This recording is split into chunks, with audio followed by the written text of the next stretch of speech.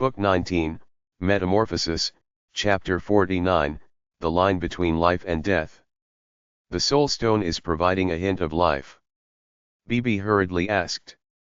Bluefire nodded slightly. This isn't a big secret. According to legend, the Redbud Sovereign was born from the Amethyst Mountains themselves. As he spoke, Bluefire looked towards Rice Gem. Rice Gem didn't mind either. He nodded. Right. This is the truth. The amethysts of the Amethyst Mountains all contain spiritual energy. The amethyst god beasts which are born from the Amethyst Mountains naturally contain powerful souls. And amethyst god beasts are able to give birth to a purified form of energy, soul stones. The process of producing a soul stone is a very arduous one, and so it is an important treasure of us amethyst god beasts. For example, although I myself have produced a soul stone, I use it to protect my life. Of course I'm not willing to give it to others. My mother is a sovereign. With sovereign power surrounding her and with the passage of countless years, she's able to hand out 1 or 2 soul stones. Rice Gem sighed. This soul stone is an absolute treasure for protecting the soul. Perhaps it isn't able to help in protecting against the attack of a sovereign, but, with the soul stone, there shouldn't be any reason to fear the soul attacks of high gods. Rice Gem looked towards Linley as he spoke. BB understood as well. Amethyst god beasts were born from the essence of the Amethyst Mountains themselves. As for the soul stone, it was the energy essence of the Amethyst Mountains. A single soul stone was trillions of times more valuable than an amethyst. One could imagine how powerful it was. But my boss. BB said frantically. Linley, Rice Gem said helplessly. Alas, that Magnus is a paragon of fate, and his soul is very powerful. He also used fate-type sovereign power to execute that attack. The strength of that attack has already exceeded that of ordinary deities. Even the soul stone, Rice Gem was rather uncertain as well. He had bragged so much about how powerful the soul stone was, but the enemy was too powerful this time. This time, Linley's situation is dire. Bluefire said solemnly. Magnus' soul attack has already penetrated into all 4 souls of Linley's body. The energy of the soul stone is constantly reinforcing Linley, making it so that his souls aren't completely destroyed. This situation is too dangerous, too dangerous. Unconscious and fainted. BB had memories of both Delia and Olivier experiencing this. Delia and Olivier encountered this in the past as well. They both came back to life. BB said hurriedly. And Olivier, when he fainted, his soul mutated. Bluefire sighed and shook his head. I know about Delia. That expert was just an expert of fate who wasn't even at the commander level. But the one who attacked Linley was Magnus. I can put it to you like this, amongst high gods, there is not a single person who is superior to Magnus. At best, they are on par with him. As the saying goes, hurting is easy, healing is hard. There is no one who can save someone who Magnus attacked. Bluefire shook his head. Sovereigns. BB said hurriedly. Useless. Rice Gem shook his head. Actually, sovereigns are more powerful than high gods, primarily because their will is formidable, which makes them powerful and undefeatable. But in terms of profound mysteries, they aren't necessarily comparable to paragons. Rice Gem's mother was a sovereign, so Rice Gem knew this very well. The sovereigns also trained in the profound mysteries of the laws. The process of becoming a sovereign had very little to do with the profound mysteries. Of the 77 sovereigns, only a very small number of them had been able to become paragons. However, the power of sovereigns still vastly outstripped that of high god paragons. The reason was that one was a sovereign while the other was a high god. They were simply on different levels. The power of a sovereign was simply too great. This was an authority which the universe bestowed upon them that couldn't be bridged. In addition, Magnus is a paragon, his attacks are also infused with his own special power, the power of a paragon's will. Although it isn't as powerful as that of a sovereign, when it comes to healing, it's not a matter of a power competition. Ricegem said helplessly. To save a soul is a very meticulous task. In addition, Magnus himself is a paragon, there's no one who can save Linley. BB was completely frantic. Indeed, we cannot save him. Bluefire shook his head. Unless an overgod intervenes. But overgods are the personifications of the edicts. How could they intervene to save someone? That's completely impossible. BB was rather helpless. But that Olivier, he was fainted for so long. He still came back to life. BB said hurriedly. And his soul mutated. Indeed, when one is in this sort of unconscious state, it's more common for soul mutations to occur. Bluefire couldn't help but laugh bitterly. But BB, do you know, that the chances of dying in the unconscious state is even higher? BB was terrified. Then why will some people have their souls mutated when they are unconscious? BB asked hurriedly. Even I don't understand the true reason. Bluefire shook his head. However, there is one thing. If that Olivier had only trained in darkness and light when he fainted, once he fainted, when he successfully underwent his soul mutation, he ended up fusing these two types of energy. But if his soul mutation failed, he would have died. Very few people can become soul mutates. Bluefire sighed.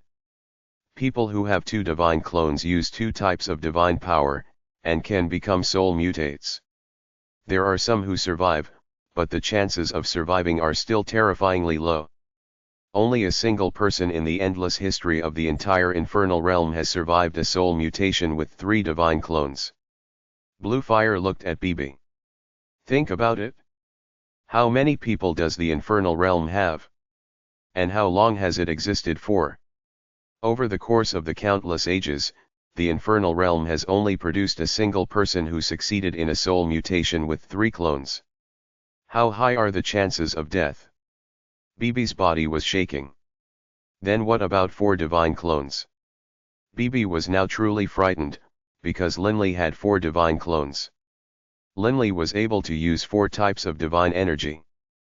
Throughout the countless years of the universe, throughout the countless planes, there hasn't been a single person who held 4 divine clones who successfully underwent a soul mutation.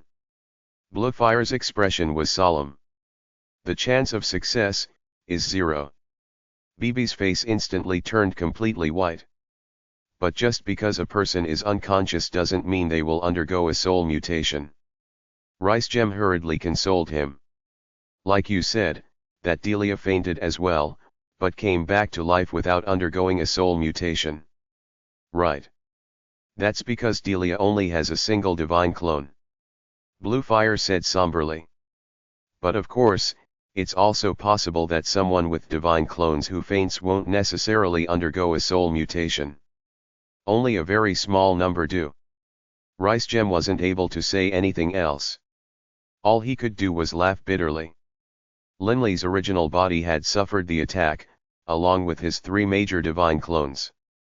Of the 4 divine clones, the only lucky survivor was the divine fire clone back in the Yulon plane. If the original body and the 3 clones were all finished, BB understood that it would be virtually impossible for Linley to once more reach the pinnacle of power. BB understood very well that in the bottom of Linley's heart, he still desired to reach the pinnacle. This was Linley's most primal desire. Actually, it was also the desire of Doering Coward. When Doering Coward had provided Linley with guidance, he had also entrusted his own hopes and desire to Linley. He hoped that Linley would one day reach the pinnacle of power. What Doering Coward had hoped, back then, was that one day, Linley would reach the same level as the war god and as the high priest. But now, Linley had vastly surpassed them. Still, the desire to pursue perfection had been engraved into Linley's bones. Then what should we do? BB was panicked. There's nothing we can do. Bluefire shook his head. The supreme technique of a paragon. No one can save someone hit by it. We'll just have to wait and see what Linley can do. If Linley's soul doesn't undergo a soul mutation, there's still a chance of survival. But, as soon as Linley's soul begins to change, then, it can be said that he is dead for sure. Bluefire sighed. For someone who had 4 divine clones to undergo a soul mutation, the chances of success were 0. Others might not succeed, but that isn't necessarily true for my boss. BB said hurriedly.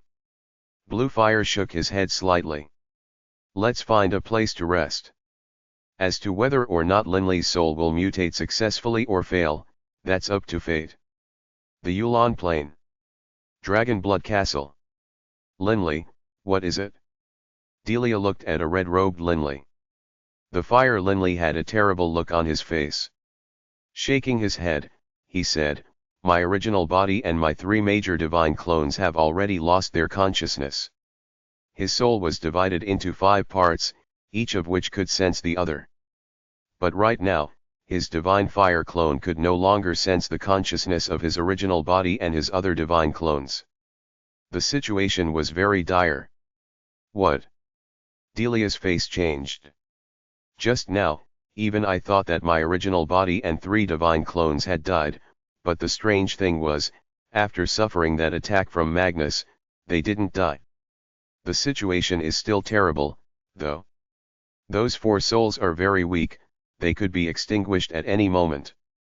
The fire Linley had a solemn look on his face. His original body and his 3 major divine clones had lost consciousness. Linley naturally didn't know that this was because the soul stone was providing him with a hint of life. Delia's face was ashen. She was extremely worried. Linley, you and your 3 divine clones won't die, right? Delia knew very well that if that happened, that represented that Linley's future was destroyed. The surviving divine fire clone was just a weakling. Delia understood that Linley had a heart which wanted to pursue personal strength. He wouldn't be willing to be a weakling. I don't know. The fire Linley closed his eyes and said, whether it is life, or death. The planar battlefield was as silent as ever, with the occasional sounds of battle peppering it. Within a desolate mountain. Ryam had been contacted by Rice Gem through sovereign power long ago and had returned.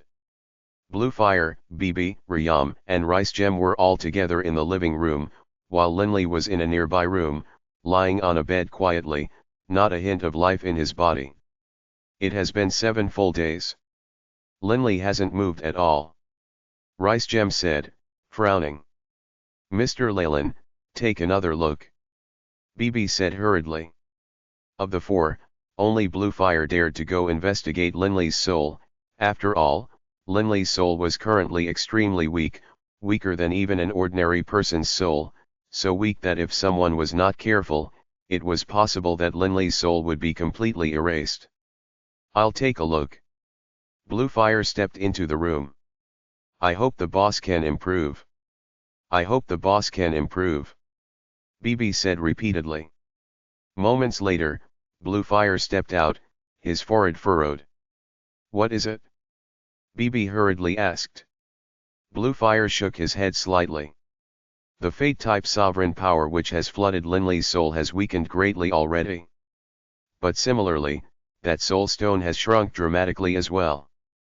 The soul stone was formed from the distilled spiritual essence of the Redbud Sovereign. The more of its energy was used up, the smaller it would naturally become. Once its energy was used up, the soul stone would vanish. The soul stone has shrunk dramatically. BB lowered his head, chewing on his lips, not knowing what to think. The fate-type sovereign power which permeated Linley's soul was disappearing, but the soul stone was shrinking as well. The 15th day of Linley's coma. Within the cave. The fate-type sovereign power is almost gone. Bluefire had a rare hint of a smile on his face. But there's still a bit of the soul stone left. It will definitely be able to persevere to the very end. I expect that the sovereign power of Magnus' soul attack will dissipate today. BB's face had a rare, surprised smile on it.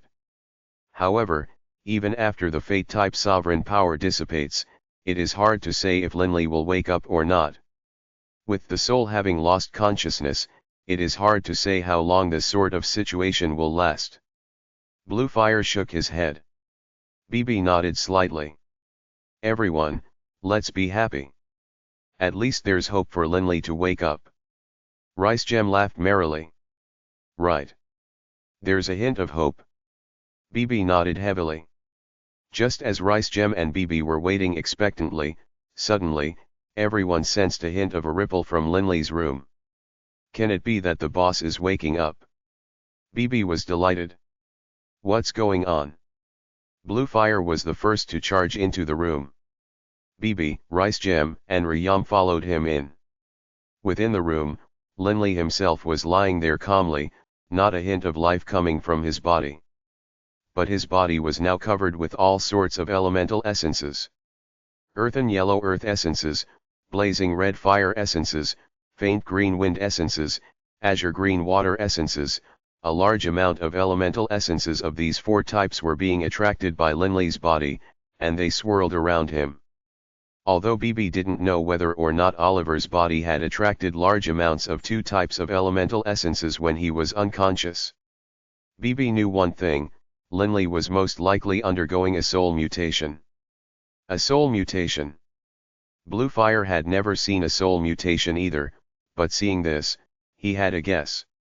BB stared at the unconscious Linley, tears welling in his eyes. Undergoing a soul mutation with 4 divine clones. To date, not a single person had ever succeeded. Book 19, Metamorphosis, Chapter 50, A Terrifying Tenacity. Within the quiet stone room, Linley lay there silently, 4 types of elemental essences lovingly swirling around his body. In the quiet stone room, aside from Linley, only BB was present. As for Bluefire, Ricegem, and Ryam, they didn't disturb BB. They knew very well how deep Linley and BB's affections for each other were. BB quietly stood by Linley's side, his little face covered in tear stains. Boss. BB forced out a smile. 2,000 years.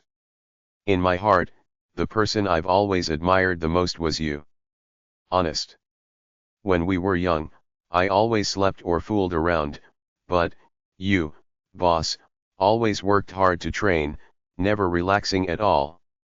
I know that part of this had to do with your father, and also with Grandpa Douring, but you never gave up, right? In addition, on our journey together, we've met with many seemingly intractable problems. That king of Fenley was powerful, right? You were just a youth, but you ended up killing that king, right? Even the then seemingly all-powerful Radiant Church was destroyed by you. You pulled it out by the root and destroyed it, right?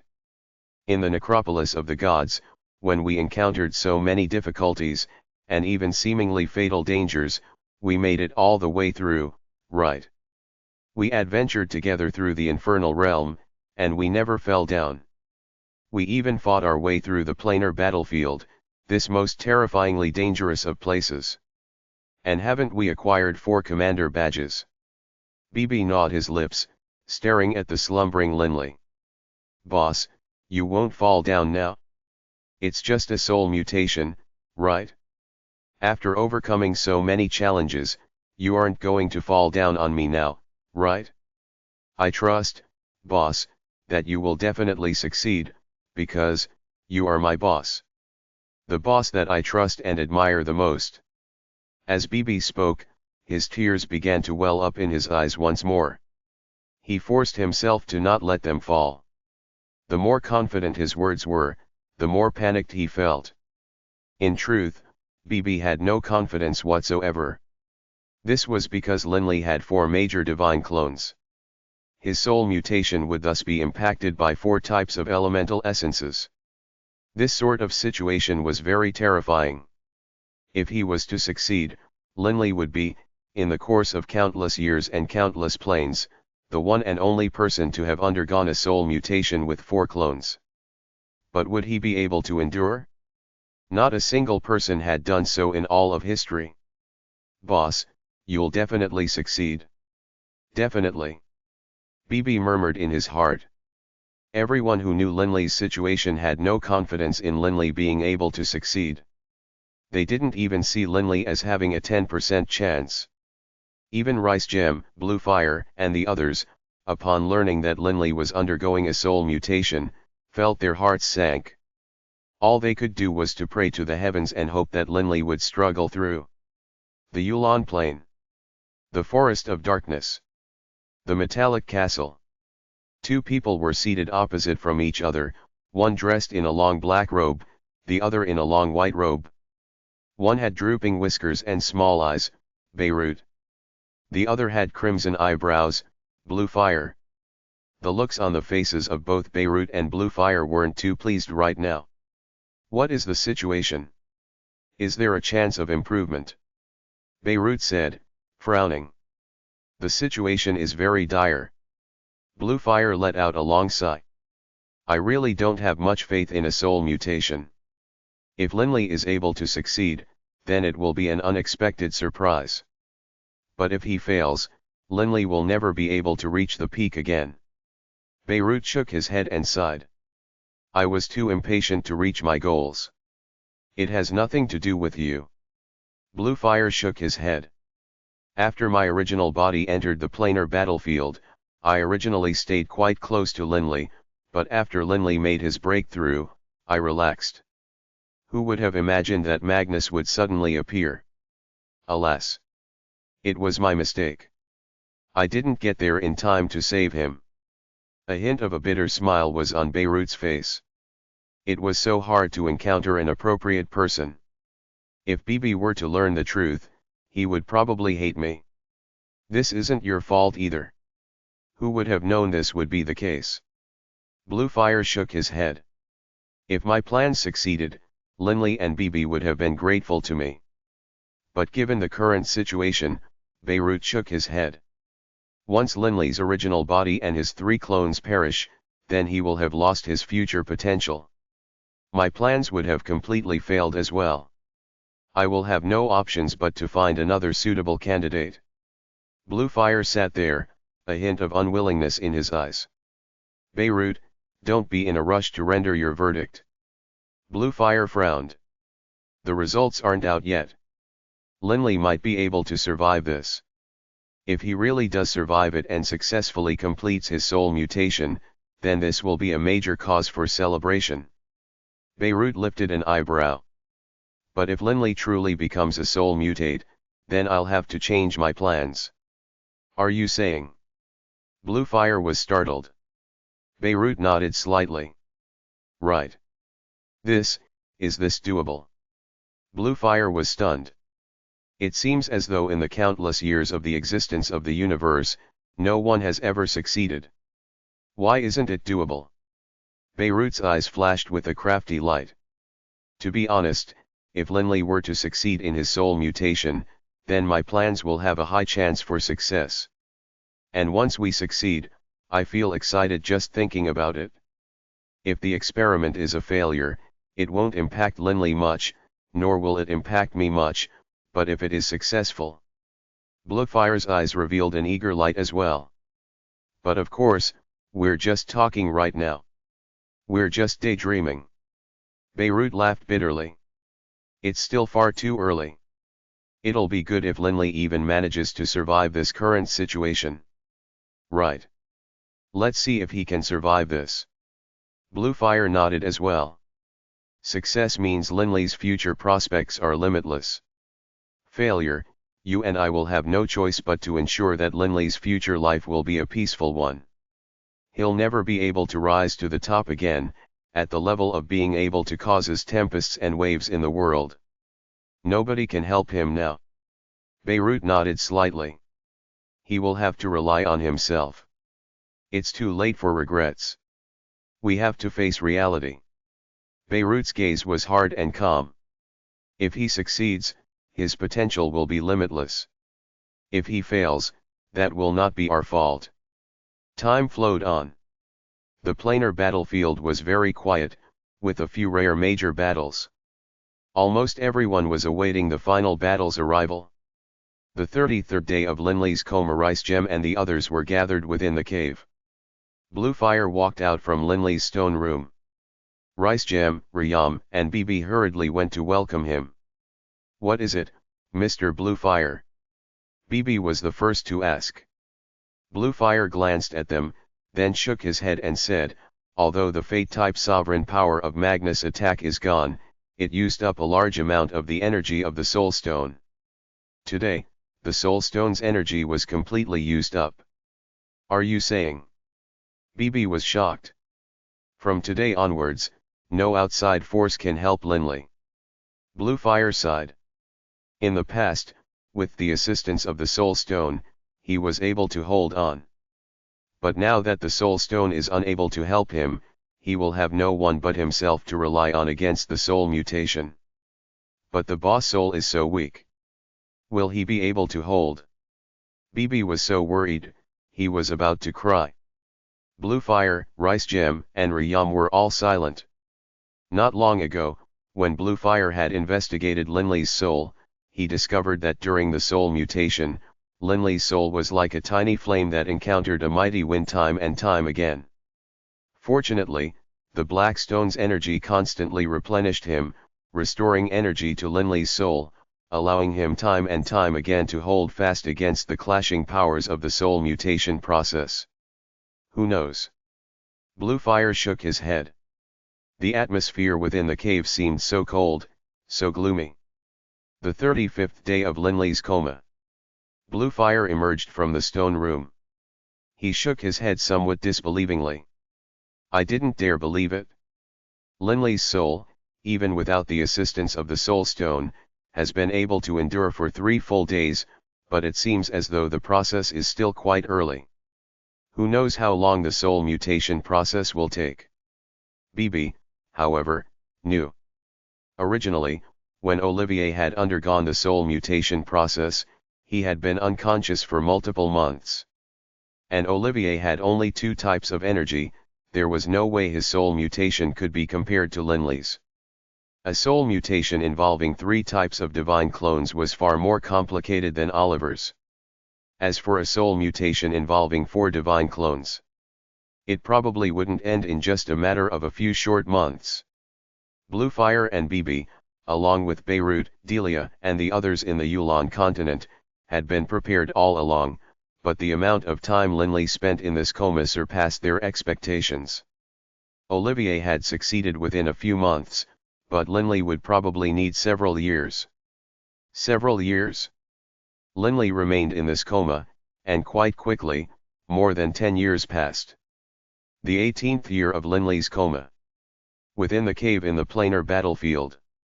Blue Fire inspected Linley once every 7 days now. Linley's long coma had caused Ricegem and Rayam to no longer be as constantly worried about Linley as they had been. They were able to calm their minds and train and rest.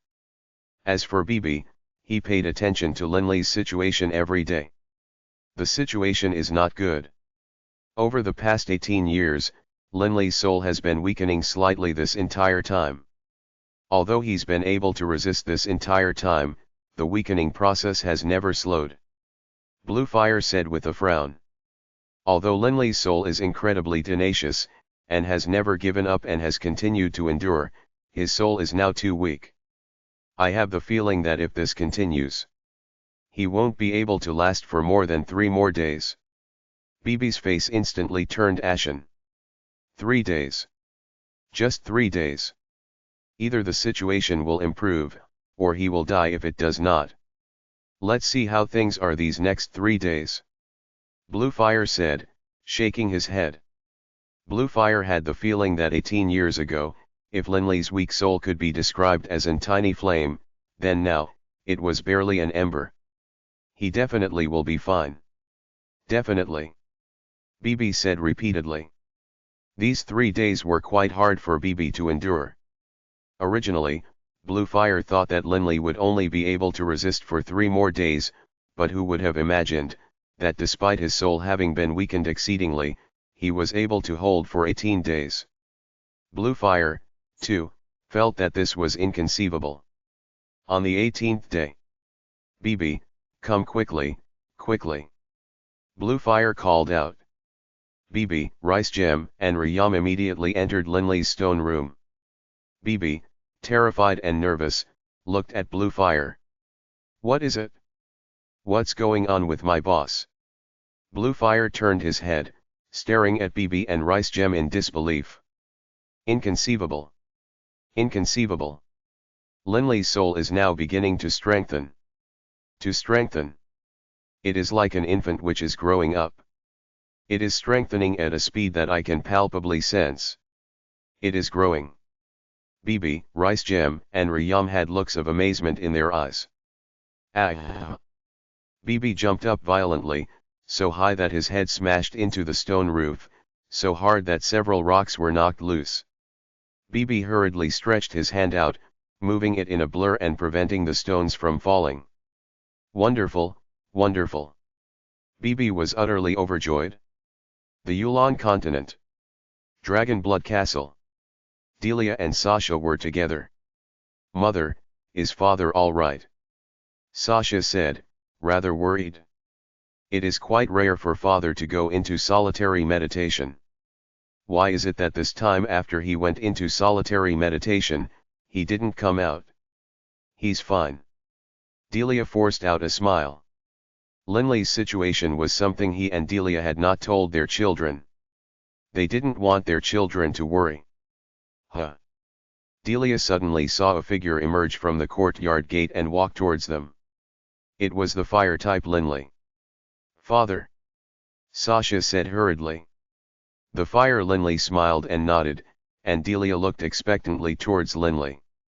"Are you done?" The nearby Sasha, hearing this, was puzzled and confused. "I can sense that things are improving." The fire Linley had a rare smile on his face. Divine clones could sense each other's souls. Although the other four souls had lost consciousness, Linley was still able to sense that they still existed. Over the past 18 years, they had constantly weakened to the point where even the fire-type soul was almost unable to sense them. But today, however, the four souls were growing stronger. Linley's souls had been weakening for 18 years, and were extremely fragile. Now that they began to strengthen, however, the strengthening speed was far greater than the previous weakening speed. They rapidly gained in strength. The planar battlefield. The cave estate. Linley's 34th year in a coma. "Mr. Leyland, why hasn't my boss woken up yet?" Bibi was rather impatient now. Bibi was now no longer too worried, because he could clearly sense how powerful Linley's soul had become. It was far greater than Linley's soul had been prior to his injury. If Linley's soul, prior to his injury, could be described as a lake of water, his soul now was a fathomlessly deep ocean. His soul was so powerful, but Linley still didn't wake up. "Don't be impatient." Blue Fire laughed. "He will definitely wake up." Actually, Blue Fire had a hint of worry in his heart as well. Linley's soul was already so terrifyingly great, would it actually suddenly collapse at a critical moment? No one knew what a soul mutation with 4 divine clones would be like.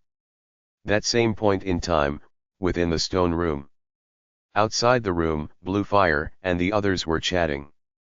Within the stone room, Linley lay there quietly by himself. He had already quietly lain there for 34 years, and his body no longer had elemental essences surrounding it. Suddenly, Linley's closed eyes opened.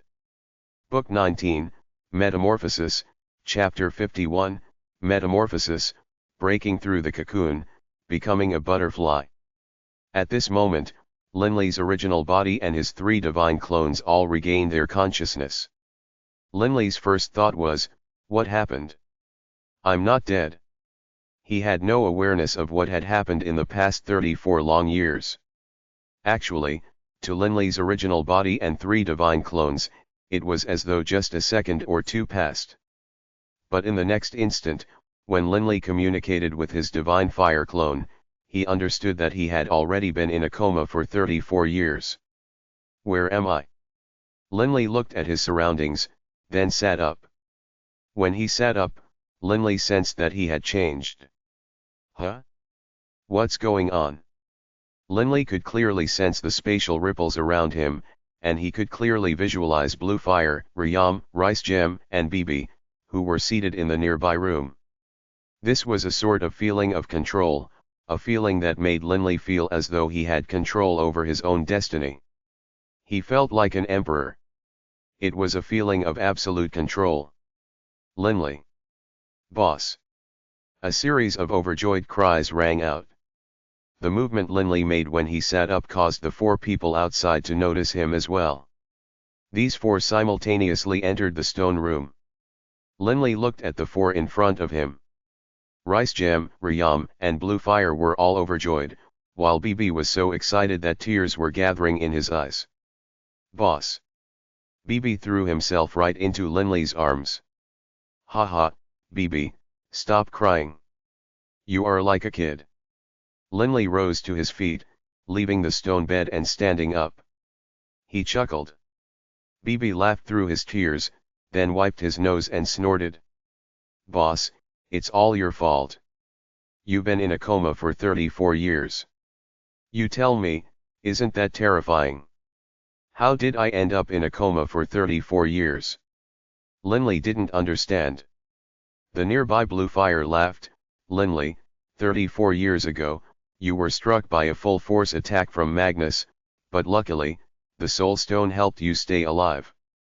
But who would have imagined that during the coma period, your soul began to mutate? The energy of the Soul Stone was quickly used up. We were all worried that you wouldn't be able to hold on, but you managed to survive. A soul mutate? Linley was badly startled. Me? Right. You. Why don't you give it a test and see what you can find? Blue Fire laughed while urging him. Some changes can't be seen from the surface. Only you yourself can sense them. Right, boss. Give it a try. Let's see how your soul has become. BB said, excited. You are the very first person with 4 divine clones who underwent a soul mutation. What is it like? For someone with 4 divine clones to become a soul mutate? Rice Gem's eyes were burning with curiosity as he looked at Linley. I have 4 divine clones, but was able to undergo a soul mutation. Linley himself could barely believe it, but he still shut his eyes, beginning a careful investigation of his current soul. Within his sea of consciousness. Above the enormous sea of consciousness floated an illusory, rainbow-like light. His spiritual energy was like an ocean of water, with waves of it rolling about. This spiritual energy seemed translucent and dreamlike, almost like glass. The most unique thing was that sword-shaped soul. The sword-shaped soul hovered above the sea of consciousness. But the current sword-shaped soul had become translucent. Only, a layer of gray energy covered that sword-shaped soul. It looked rather ordinary, and not as eye-catching as the original, rainbow-colored sword-shaped soul. What a powerful, unique sensation. Linley murmured silently to himself. Others, even Blue Fire, who ventured into Linley's soul, wouldn't discover anything unique about Linley's current soul. Only Linley himself could sense it. The feeling of control. It is quite unique. Linley said to himself. And then, Linley stopped thinking about it as he began to inspect other things carefully. Ah, my soul-protecting sovereign artifact. Linley found, to his astonishment, that the hole in the soul-protecting sovereign artifact was currently being repaired at an astonishing speed, thousands of times faster than in the past when he first became a high god. And this repairing process was a true repair of the sovereign artifact. In the past, what he was doing was essentially putting a bandage over it, not truly repairing it. But now, the whole of the soul-protecting sovereign artifact was slowly shrinking. When the day came for the hole to vanish, the soul-protecting sovereign artifact would be completely restored. How can this be? Linley didn't dare believe it. The speed at which a soul-protecting sovereign artifact could be repaired was correlated to the strength of one's soul and one's spiritual energy. Linley could sense how powerful his soul had become, but for it to be able to repair the soul-protecting sovereign artifact at such an astonishing rate? He still felt this was inconceivable. Given this speed, most likely in just a few years, it will be completely repaired. Linley discovered that the other souls of his other 3 clones had also transformed. Unfortunately, my divine fire clone wasn't here to transform as well. Still, the results will be the same. In the future, when the divine fire clone merges with my main body and joins with the other 4 souls, they will exchange energy with each other and it will slowly transform as well. Linley understood that it was like his original body's soul. Actually, his original body's soul was just the soul of a saint. But it was with together his other souls. His main soul and the souls of the other divine clones were a part of a whole, and over a long period of time, the various souls replenished each other, causing his original body's soul to naturally grow powerful as well. After all, they were all one to begin with. A soul mutate? Doesn't that mean that I can fuse 4 types of divine power? Linley couldn't help but begin to test it. He first used 3 types of high god power: earth, wind, and water. Within Linley's body, 3 surges of divine power began to swirl around like watery dragons. Once they touched each other, it was as though they were one family. There wasn't a hint of repulsion at all. The 3 surges of high god power, under Linley's control, merged into a fused whole, and then as they did, the color changed as well. Formerly, they were earthen yellow, light green, and azure green. Now fused together, they were an inky jade color, so dark as to be nearly black. This inky jade divine power roiled about within Linley's body. So powerful! Linley grew excited. At the same time, Linley also used a hint of god-level fire-type divine power to fuse with it. Once the fire divine power touched that powerful surge of inky jade divine power, it too fused with it. The power actually grew weaker. Linley could sense that after the inky jade divine power fused with the divine fire power, it seemed to have become internally impacted, with the power weakening slightly. Can it be because I have yet to reach the high god level in fire? This was Linley's guess. It wasn't just random, as though fusing more would be better. It was like an army. If an elite corps had some weaker soldiers added to it, it would actually lower their combat effectiveness. Right. When Olivier reached the god level, he said that when both of his divine clones reached the god level, only then did his power increase greatly. Linley now completely understood. In fusion, a balance was necessary. Earth, wind, water, these 3 sources of divine power were at the high god level. As for fire, it was only at the god level, rather weak. Linley. Ricegem's voice rang out, interrupting Linley's line of thought. Within the stone room, the other 4 were staring at Linley. Ricegem urged, "Hey, Linley, what's going on? Stop just standing there like a fool, tell us what happened. Let's talk in the main hall." Linley laughed as he spoke.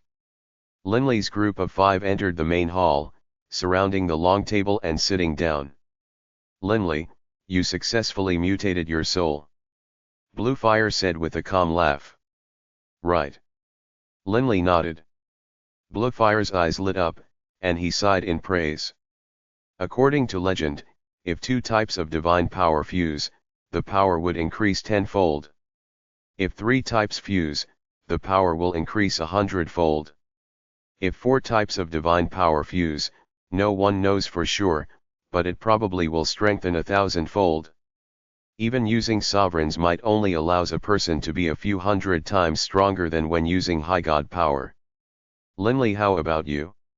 You fused 4 types of divine power. How is your strength? Is it even stronger than when you use sovereign power? Ricegem asked expectantly. Sovereign power was strong, but there was a limit to it. It made someone a few hundred times stronger than when they used high god power. I feel, Linley said with a laugh, that after fusing 3 types of divine power, my strength is indeed 100 times greater. I sense, that it is comparable to when I use destruction-type Sovereign's Might. Linley was skilled in the laws of the earth, and so when he used destruction-type Sovereign's Might, it naturally wasn't completely effective, only increasing his power 100-fold or so. It was comparable to a triple fusion of divine power. Bluefire nodded slightly. It was all as Bluefire had expected. Then 4 kinds. Ricegem said hurriedly. I'm not sure either. Linley laughed. How can you not be sure? Ricegem stared, and the nearby BB began to laugh. Ricegem, my boss divine fire clone is only at the god level. If god level divine power fuses with high god divine power, I imagine the strength wouldn't increase that much. Ricegem was startled, then gave a few embarrassed chuckles. I forgot. Linley, you've only been training for 2,000 years. It was true. For someone who had been training for just 2,000 years to possess 3 divine clones was already very terrifying. But of course, the infernal realm had many geniuses, some of whom trained even faster than Linley, but, one thing was for certain.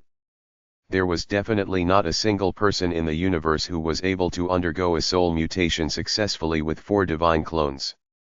At least for now, Linley was absolutely one of a kind. Formidable, formidable. Bluefire sighed in praise. Soul mutates are indeed terrifying. Once your divine fire clone reaches the high god level as well, and you fuse 4 types of divine power, your strength will far surpass that of someone using Sovereign's Might. But the rewards you reaped were commensurate to the danger you faced. This time, you just barely survived. It really was a close call. BB nodded as well. Mr. Leyland. Linley suddenly frowned. What is it? Bluefire asked, puzzled. Linley shook his head. I have a feeling right now. A unique feeling. A feeling of control. A feeling of control of material things, and even of the surrounding space. As Linley spoke, he lifted his fist. I have a strange sense, as though I could punch a hole in space with a full-strength blow. As Linley spoke, he smashed out with a full-strength punch. Linley wasn't in dragon form, nor did he use Sovereign's Might. As far as laws went, he was far weaker than paragons. Ryep. As his punch smashed outwards, space seemed to explode forth like a massive explosion on the surface of a lake, and a meter-long, giant spatial rift appeared. This. BB was stupefied, and Ricegem and Ryam were speechless as well. Bluefire's eyes lit up. Prior to this, Linley had to be in dragon form, use Sovereign's Might, and use his Godspark weapon to tear open a spatial rift. But by comparison, the power wasn't as great as this fist. Boss, your fist, it's almost on par with the palm blows of that high god paragon, Bear. Bear had used a simple palm chop to tear a giant spatial rift open. I'm not sure. Linley was rather stupefied. I just have this feeling of control, as though I can easily split space apart. But I didn't expect I could actually do it. Linley. A voice rang out. Linley turned to look. The speaker was Bluefire. Currently, Bluefire's face was covered in laughter. Haha, Linley, that's your will, infused with the natural laws. Since your will encompasses the natural laws, naturally you are able to control the world. This is a special power you now possess. The power that only paragons and sovereigns possess. Any attack, once infused with your will rise to a ludicrous level. Will, power. Linley was stunned. The power which only paragons and sovereigns possess. BB and Ricegem were stunned as well. Linley tested out this feeling of control, and indeed, he felt as though he had power over the surrounding spatial ripples and movements. This was something he never had before. In the planar battlefield, Linley had previously only sensed danger. But now, he had the feeling that he was in control of his own destiny. The feeling of standing above all other life forms and looking down upon them. I didn't expect this. I truly didn't expect this. Bluefire could hardly believe it. The previous soul mutates had more powerful souls, but even those extremely rare triple power soul mutates who are scattered throughout the universe did not develop this power. Who would have imagined that a soul mutate with 4 divine clones would actually gain this sort of power? It makes sense. A soul mutate with 4 divine clones has a soul which is far more powerful than a soul mutate with 3 divine clones. For a person's soul to reach such a height in power, it only makes sense for the natural world to bestow this power upon that person. Bluefire was very excited. And then, he turned his scorching hot gaze towards Linley. Linley, come, attack me, try and attack me. Let me have a test and see how great your power is. Let's see if you, a till now impossible 4-way soul mutate, is more powerful, or if a paragon is more powerful. Book 19, Metamorphosis, Chapter 52, The Path to the Peak. Linley, in his heart, also wanted to get a clear understanding of his current strength. A high god paragon like Bluefire was an incredibly rare whetstone for testing himself. How would anyone else dare to exchange blows with the current Linley? Fine, then. Linley laughed and nodded. The nearby Rice Gem and BB were very excited. Rice Gem was the sort who loved to spread chaos. Haha, a paragon on one side, and a never-before-seen quad-power soul mutate on the other. Don't hold back, you two, have a huge battle. Even if you destroy this cave, that's fine. Linley just laughed. No need. This battle is just for testing my strength. Mr. Leyland, for this battle, let's only use our physical strength as well as the power of our will. Let's not use divine power or sovereign power. That's a good idea. Bluefire agreed with Linley's suggestion. If Linley was too powerful or if Bluefire was too powerful and something occurred that was out of their expectations, that wouldn't be good. Outside the mountain, on the desolate landscape, Linley and Bluefire were 100 meters away from each other, while Rice Gem, BB, and Rayam were gathered to one side, filled with eagerness. BB's eyes were shining. Rice Gem, I'm willing to bet that my boss isn't weaker than Bluefire at all. He might even be stronger. Who wants to bet with you? Rice Gem let out a snort. Look, they are starting. Linley was dressed in a sky blue robe, while Bluefire was dressed in a long white robe. The two beamed at each other, then began to attack. Linley glided forth as agilely as the wind, almost dreamlike, as multiple blurs emerged from him. As for Bluefire, he moved about so fast it seemed as if he was teleporting. As the two began to move, the 3 onlookers were badly startled. BB, they are only using physical strength. Linley's speed has reached such a ridiculous level. At this moment, Linley and Bluefire were moving at speed slower than when Bluefire rushed over to save Linley, when he had hastened and even used Sovereign's might. Back then, with each movement, Bluefire had traversed multiple kilometers. The current Linley was not relying on sovereign power or divine power, just on his physical strength and the power of his will. What a wonderful feeling! Linley felt joy in his heart. Just by relying on my physical strength and will, my speed is so much faster than it was before. If I were to use divine power, most likely I wouldn't be much weaker than Bluefire. Linley's control over the surrounding world made movement through it incomparably simple. His speed was shocking. As the two moved, they began to exchange blows. The two simultaneously struck out with their fists. Rumble, Linley's fist shot out like a thunderbolt, slashing through the skies, resulting in that rumbling sound.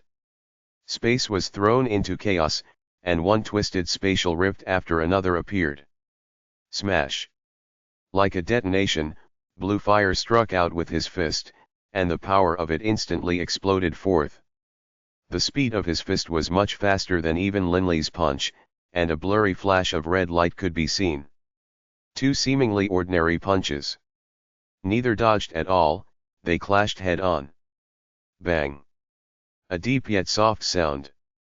Rumble. At the point of the clash, space itself was completely unable to further endure such terrifying power, and 7 or 8 spatial rifts instantly appeared. Linley and Bluefire both couldn't help but take a step back. They were evenly matched. Haha, wonderful, wonderful. Linley, there's no need for us to hide our divine power. Let's have one wonderful, all-out battle. Bluefire, who had always been so graceful and poised, for once was feeling excited. His eyes were shining. Then be careful, Linley said with a bit of a smirk. My fused divine power isn't much weaker than sovereign power. I'm not necessarily the one who needs to be careful. Bluefire said with a laugh. You have fused divine power, but I will directly use sovereign power. From their earlier exchange of blows, Linley understood that there wasn't a huge difference between them. Since that was the case, there was no need for them to not even use divine power. Without using divine power, this battle wouldn't be fun enough. The cold wind of the planar battlefield howled past, rustling Linley's clothes. Linley's gaze, however, was completely focused on Bluefire in front of him. It has been so many years. Grandpa Douring, I've finally reached the true peak of deities. The true peak. The person in front of me is a high god paragon. His desire to battle increased to the limit, and Linley felt an irrepressible excitement. Rumble, the inky jade divine power in Linley's body began to roil about like dragons swimming in the sea. Linley's gaze suddenly became fierce. Swoosh. In midair, a series of blurred figures appeared, while Linley himself had already began exchanging blows with Bluefire. The space of the planar battlefield began to tremble, as one terrifying spatial rift after another was torn open. Previously, when Linley and Bluefire had only used their physical strength and will to fight, the spatial tears were small ones. But now, every single spatial rift was like an enormous gouge. Two virtually invisible blurs were constantly interacting, and around them, spatial rifts occasionally opened and occasionally closed. Ricegem, Ryam, and BB watched numbly. Two paragons fighting full force against each other with no reservations. This was quite rare. This, BB, stunned, didn't know what to say. The space in front of them seemed to be quaking, constantly tearing apart and healing, due to the battle between Linley and Bluefire, these two supreme experts. It seemed as though in this area of battle, space itself was about to collapse. Ricegem and the other two now realized the huge distance between them. Linley and Bluefire were titans. They were just infants. So powerful. Ricegem cleared his throat, his eyes round. The power of paragons. Ryam held his breath as well, his gaze locked on that region. And Linley.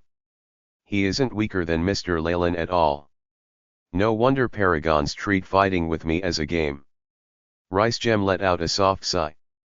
Previously, when the four of them met Bayer completely toyed with them, he wasn't able to fight back at all.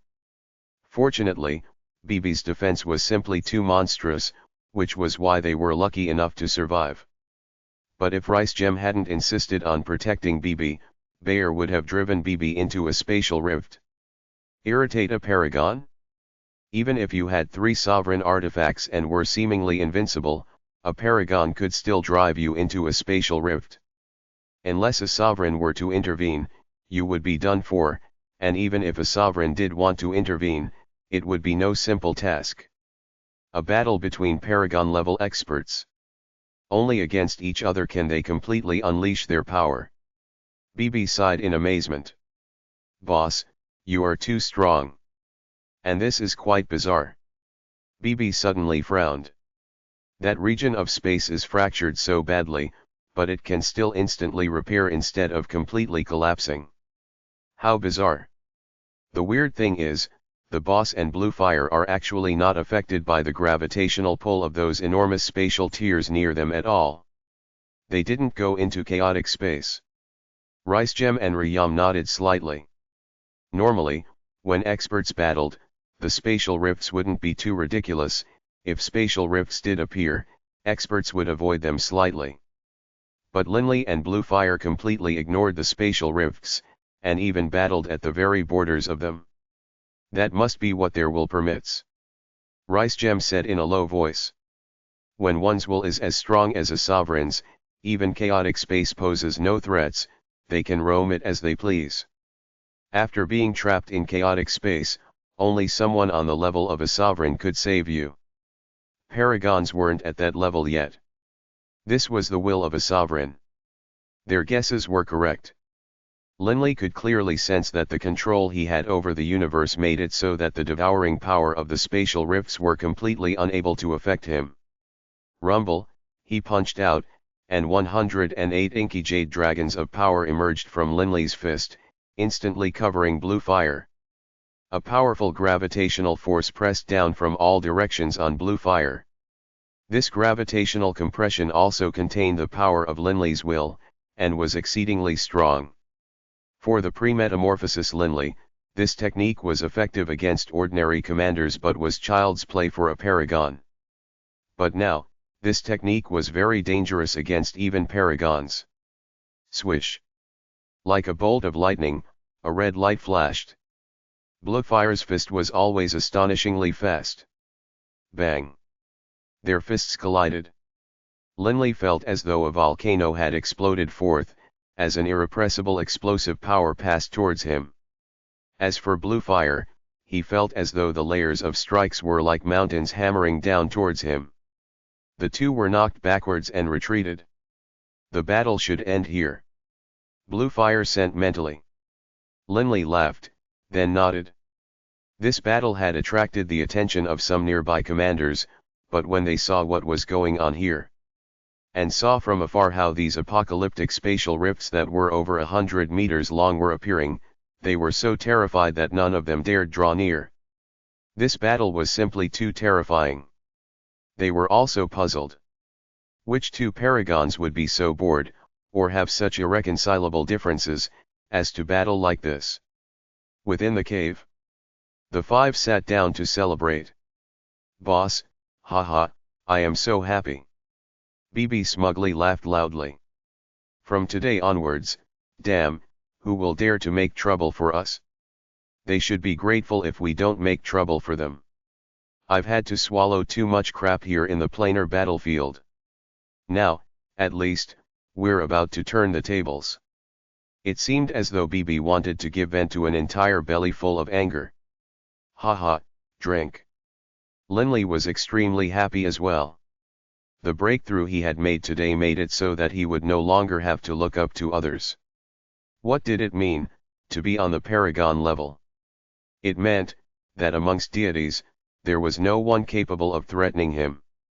As for sovereigns, unless absolutely necessary, sovereigns wouldn't interfere in the battles of deities. What's more, it wouldn't be that simple for even sovereigns to kill paragons. If something went wrong, paragons could immediately flee to a material plane. In addition, sovereigns would generally try to pull paragons to their side. The sovereigns all wanted to have a paragon become their emissary, but the paragons themselves were naturally quite choosy. They would only pick someone they liked, or someone who was extremely strong as their sovereign backer. For ordinary commanders, it was the opposite, the sovereigns would pick them. As for paragons, they picked their sovereign. Or, for some of the more arrogant ones, they wouldn't become emissaries at all. They didn't want to listen to the orders of others. That was fine. Paragons were qualified to act like this. Linley. Ricegem began to chortle. Have you ever considered becoming a sovereign's emissary? Linley was startled. The nearby Rayam nodded in approval. Right. Linley, your strength has reached such a high level. Very few people know this, but once your strength becomes publicly known, you will definitely attract the interest of some sovereigns. They will definitely work to try and make an expert like you become their emissary. A sovereign's emissary.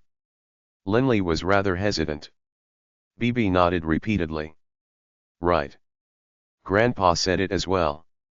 There are very, very few paragons, and most of them are quite arrogant. They don't wish to become an emissary. Paragons who become emissaries of a sovereign are rare, there's only so many to begin with, while there are 77 sovereigns. Boss, I imagine people will be fighting over you. Ricegem hurriedly said enticingly, Linley, actually, my mother is a very powerful sovereign, and she's treated you quite well. She gave you that soul stone. How about, you come be my mother's emissary? Linley was rather hesitant. Mr. Leyland. Linley looked towards Bluefire, awaiting Bluefire's advice. After all, Bluefire was himself a paragon.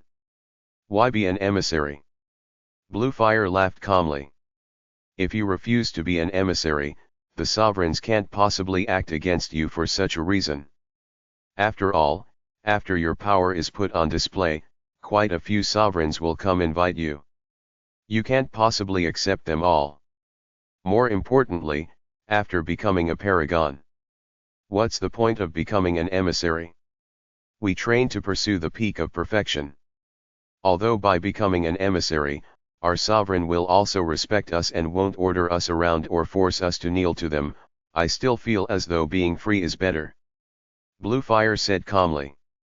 In his heart, Linley agreed with Bluefire's way of thinking. A sovereign's emissary isn't necessarily a servant. Ricegem stared at Bluefire, hurriedly rebutting him. Of course sovereigns won't care about ordinary emissaries, but paragons, they are people who possess a will. Sovereigns will respect them and treat them as friends, rather than servants. Bluefire couldn't help but laugh. Ricegem, let's talk about others. This is Linley's decision to make. Linley, what do you think? Ricegem turned to look at Linley. Linley smiled. No rush. For now, I have no intentions of becoming a sovereign's emissary. More importantly, paragons have already reached the peak of fusing profound mysteries, with no further possible areas of improvement. Perhaps they might become a sovereign's emissary out of boredom. But as for me, I have many things to do. After all, as far as the laws go, I haven't reached my limit. I am just imagining, after countless years, becoming a paragon of a law as well. What would that be like? I am quite eager to find out. Book 19, Metamorphosis, Chapter 53, Spiritual Power. Hearing Linley say this, Ricegem could only rub his nose, not saying another word. Linley. Ricegem suddenly began to laugh loudly. If you don't want to be an emissary, then don't. But Linley, if I, Ricegem, ran into any problems that I needed your help with, you have to help out. Just like how when we ran into that Montillo fellow. When I ask you to help out, you can't put on airs of being a haughty expert. After having seen Linley and Bluefire battle, Ricegem had already come to view Linley as a paragon-level expert. Ricegem, if there's anything pressing, you can just send a message and I will definitely hurry over. Linley said decisively. Although Ricegem liked to joke about and was as arrogant as BB, he also treated friends sincerely and was a decent fellow. He had helped Linley before as well. That's all I need to hear.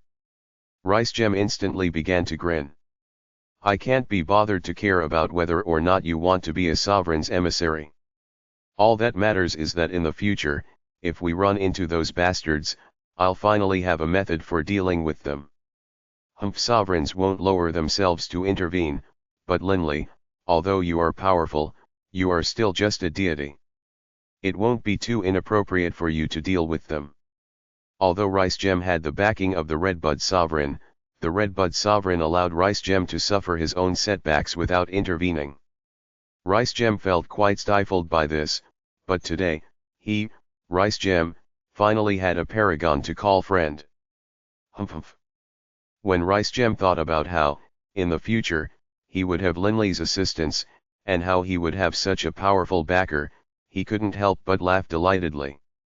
Ricegem, if you encounter any enemies, Don't always be in a hurry to have my boss intervene. It's enough for me to intervene against ordinary figures. BB said, and then tossed a divine spark into his mouth. We're brothers. No need to stand on courtesy. Ricegem slapped his arm around BB and laughed loudly. Bluefire smiled as he watched this, but he suddenly thought of something. He said seriously. Everyone, no matter what, don't reveal the fact that Linley is a soul mutate. A 4-power soul mutate has never before existed. For now, it's best to keep this a secret. Hearing this, Linley nodded in approval as well. We know to keep this a secret. Don't worry. Ricegem nodded and said, as for Rayam, don't worry about him. He barely talks anyways. The nearby Rayam revealed a rare hint of a smile. Yo, boss. BB frowned. But in the future, if you fight others and reveal your power, then we'll just publicly say that Linley has become a paragon as well. Bluefire laughed. Although the reputation of paragons is formidable, there's still a number of paragons in the countless planes of the universe.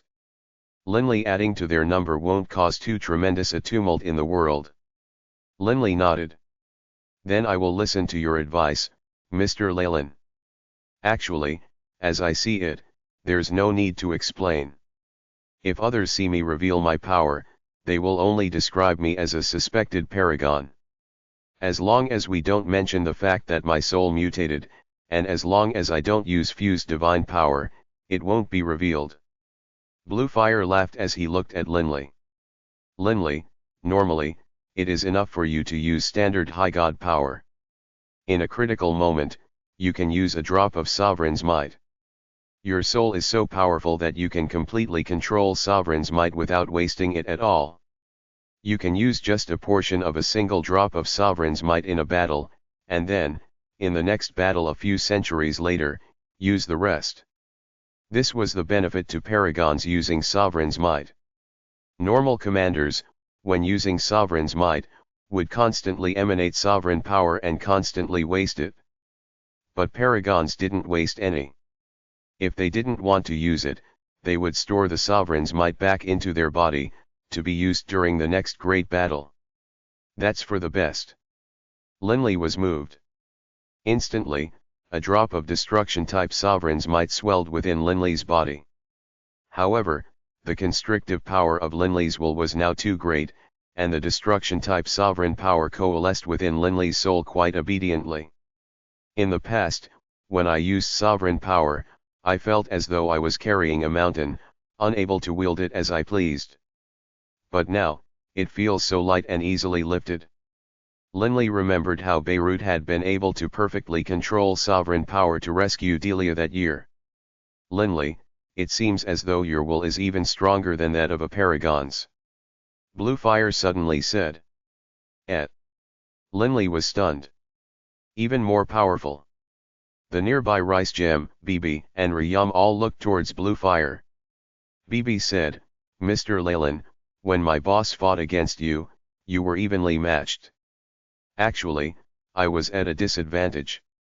Linley said with a laugh. Mr. Leyland's attacks are very powerful. Fortunately, that technique of mine contains a spatial compression aspect. After infusing it with my will, the power of that compression is far greater than that of ordinary spatial compression. Mr. Leyland was affected by that compression, which is why we were on par. In addition, Mr. Leyland didn't use fire-type sovereign power, but destruction-type sovereign power, and so his full power wasn't unleashed. Ricegem, BB, and Rayam were rather surprised. However, during the battle, Bluefire's power was either contained within his body or focused on his fist, without any of it leaking out. From the outside, no one could tell what sort of sovereign power he was using. But Linley was fighting against him, naturally, he knew. Bluefire laughed. You didn't use the Earth-type sovereign power you specialize in either. How could I take advantage of you like that? The conditions were similar, the two were both using types of sovereign power they weren't proficient in. Given this sort of situation, you were still able to fight with me to a standstill. I was very surprised. Because, I have already fused 6 types of profound mysteries. You have only fused 4. Blue Fire said. Thus, I believe that your will should be even stronger than the will of a paragon. A deeper level of understanding into the profound mysteries could raise one's power. But Linley and Blue Fire fought to a standstill. Although this had to do with the spatial compression, in the end, one had fused 4 while the other had fused 6. The difference was very great. How can you tell if one's will is weak or strong? Linley said. Simple. Blue Fire laughed. Linley, control your sovereign power and transform it into divine sense. See how far it extends to. The limits to which one could use sovereign power to investigate was a test of the strength of one's soul. In addition, once it was infused with one's will, the scope would increase greatly. Ordinary paragons, when emanating sovereign power on the planar battlefield, can reach to a distance of 8,000 kilometers. Blue Fire continued, Linley, don't use your spiritual energy, just rely on sovereign power to form a divine sense. See how far you can stretch. 8,000 kilometers. This number caused Rice Gem and the others to be frightened. Ordinary commanders, who didn't use sovereign power and just their own divine sense, were only able to reach to 100 meters in the planar battlefield. If they used sovereign power, they would be able to reach perhaps 100 kilometers. But paragons were able to reach out to 8,000 kilometers. It was nearly 100-fold difference. I will give it a try. Linley, with a thought, caused the formless, colorless sovereign power to spread out as divine sense. Moments later, he reached his limit, unable to extend any further. 36,000 kilometers. Linley felt stunned. My will is actually far greater than that of a paragon. No wonder earlier, he was able to fight Blue Fire to a standstill. His will far surpassed that of his opponent. Given that he also had the spatial compression to help out, he was able to make up for the difference in profound mysteries. With a thought, Linley retracted his sovereign power, and then Linley released his own spiritual energy. Linley had the feeling that after his soul mutation, his soul had become very powerful. Just by looking at the speed at which it repaired his soul-protecting sovereign artifact, one could understand how great it was. How far could he stretch, just by relying on his own spiritual energy? It stretched outwards. 1,000 kilometers. 10,000 kilometers. 30,000 kilometers. 60,000 kilometers. 100,000 kilometers. Linley himself was shocked. After his soul mutation, he had yet to truly experience the true power of his spiritual energy, used at full strength. Magnus. Hammers. Oman, Linley clearly discovered every single familiar figure, but these people didn't notice Linley's investigations at all. In the end, Linley's spiritual energy finally reached a limit. 512,000 kilometers. Linley was terrified by this astronomical figure. My spiritual energy is even more powerful by itself than when using sovereign power? That much more powerful. Linley was stunned, but then he understood. His divine power, with 3 types fused, was already close to that of sovereign power. Once his divine fire power reached the high god level, he would fuse 4 types of divine power, and his divine power strength would vastly surpass that of him using sovereign's might. But in terms of the soul, the metamorphosis was already complete. There was nothing to fuse. A soul mutate with 4 clones. This made it so that Linley's own spiritual energy was more than 10 times stronger than using sovereign power. I imagine that a person with 3 clones who underwent a soul mutation would have spiritual energy and will comparable to that of using sovereign power. This was Linley's guess. He himself had 4 clones and underwent a soul mutation, making his spiritual energy even more terrifying. By the looks of it, my supreme technique should no longer be a material attack, it should be a spiritual attack. Linley now understood that given his terrifyingly strong spiritual energy, even if his understanding as far as the profound mysteries went was lacking, when infused with his will, the power would still be astonishing. No, my innate divine ability. Linley suddenly thought of his innate divine ability. His innate divine ability was connected to his spiritual energy and that innate azure light. When my innate divine ability is infused with my spiritual energy and my will, how strong will it be? Linley was rather eager. At the door to the cave estate. Linley, no need to send me off. Bluefire said with a calm laugh. Linley and the other four could only watch as Bluefire walked away leisurely.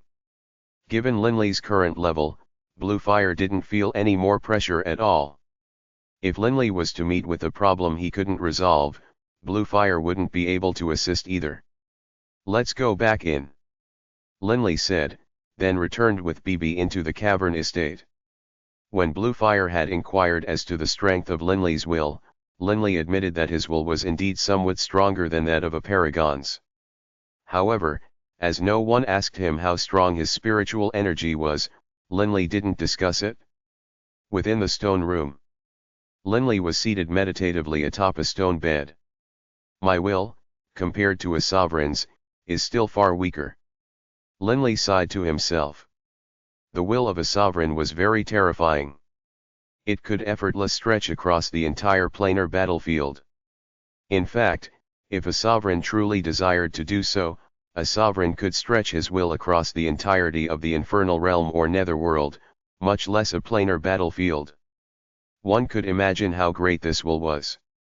Once a sovereign came face to face with a paragon, the paragon wouldn't be able to resist at all. The will of a sovereign is too terrifying. Linley let out a sigh. They far surpass paragons. Although at a distance, they might not be able to kill a paragon with a thought, in close quarters, paragons aren't able to fight back at all. My spiritual energy might be a bit stronger, but my will is far from being a match for a sovereign's. They are able to spread it across the entirety of the netherworld or infernal realm. What sort of will is this? Linley felt terrified just thinking about it. No wonder. Sovereigns and deities are on completely different levels. This is a qualitative difference. Linley sighed to himself. One was like heaven while the other was like earth. Paragons or soul mutates, they were all deities. Deities weren't able to overcome sovereigns. This was the gulf between these two levels. Forget about the sovereigns. As long as I don't kill a sovereign's son, I'm fine. Even if I beat a sovereign's son or daughter senseless, the sovereign won't intervene. Linley no longer thought about it. The Yulon Plain. The Forest of Darkness. The Metallic Castle. Ha ha, Beirut began to laugh loudly. He actually succeeded. Utterly unimaginable. 4 divine clones, and yet he successfully mutated his soul. I didn't even dare imagine it. But he succeeded. By his side, Bluefire replied with a laugh. Right. He succeeded. Originally, when I talked about changing our plans, I was just speaking casually. I didn't dare truly imagine it, because it wasn't too realistic. But who would have imagined, now, it seems, a miracle is very likely about to be born from our hands. The formerly ever somber Beirut was now so excited that his eyes were shining.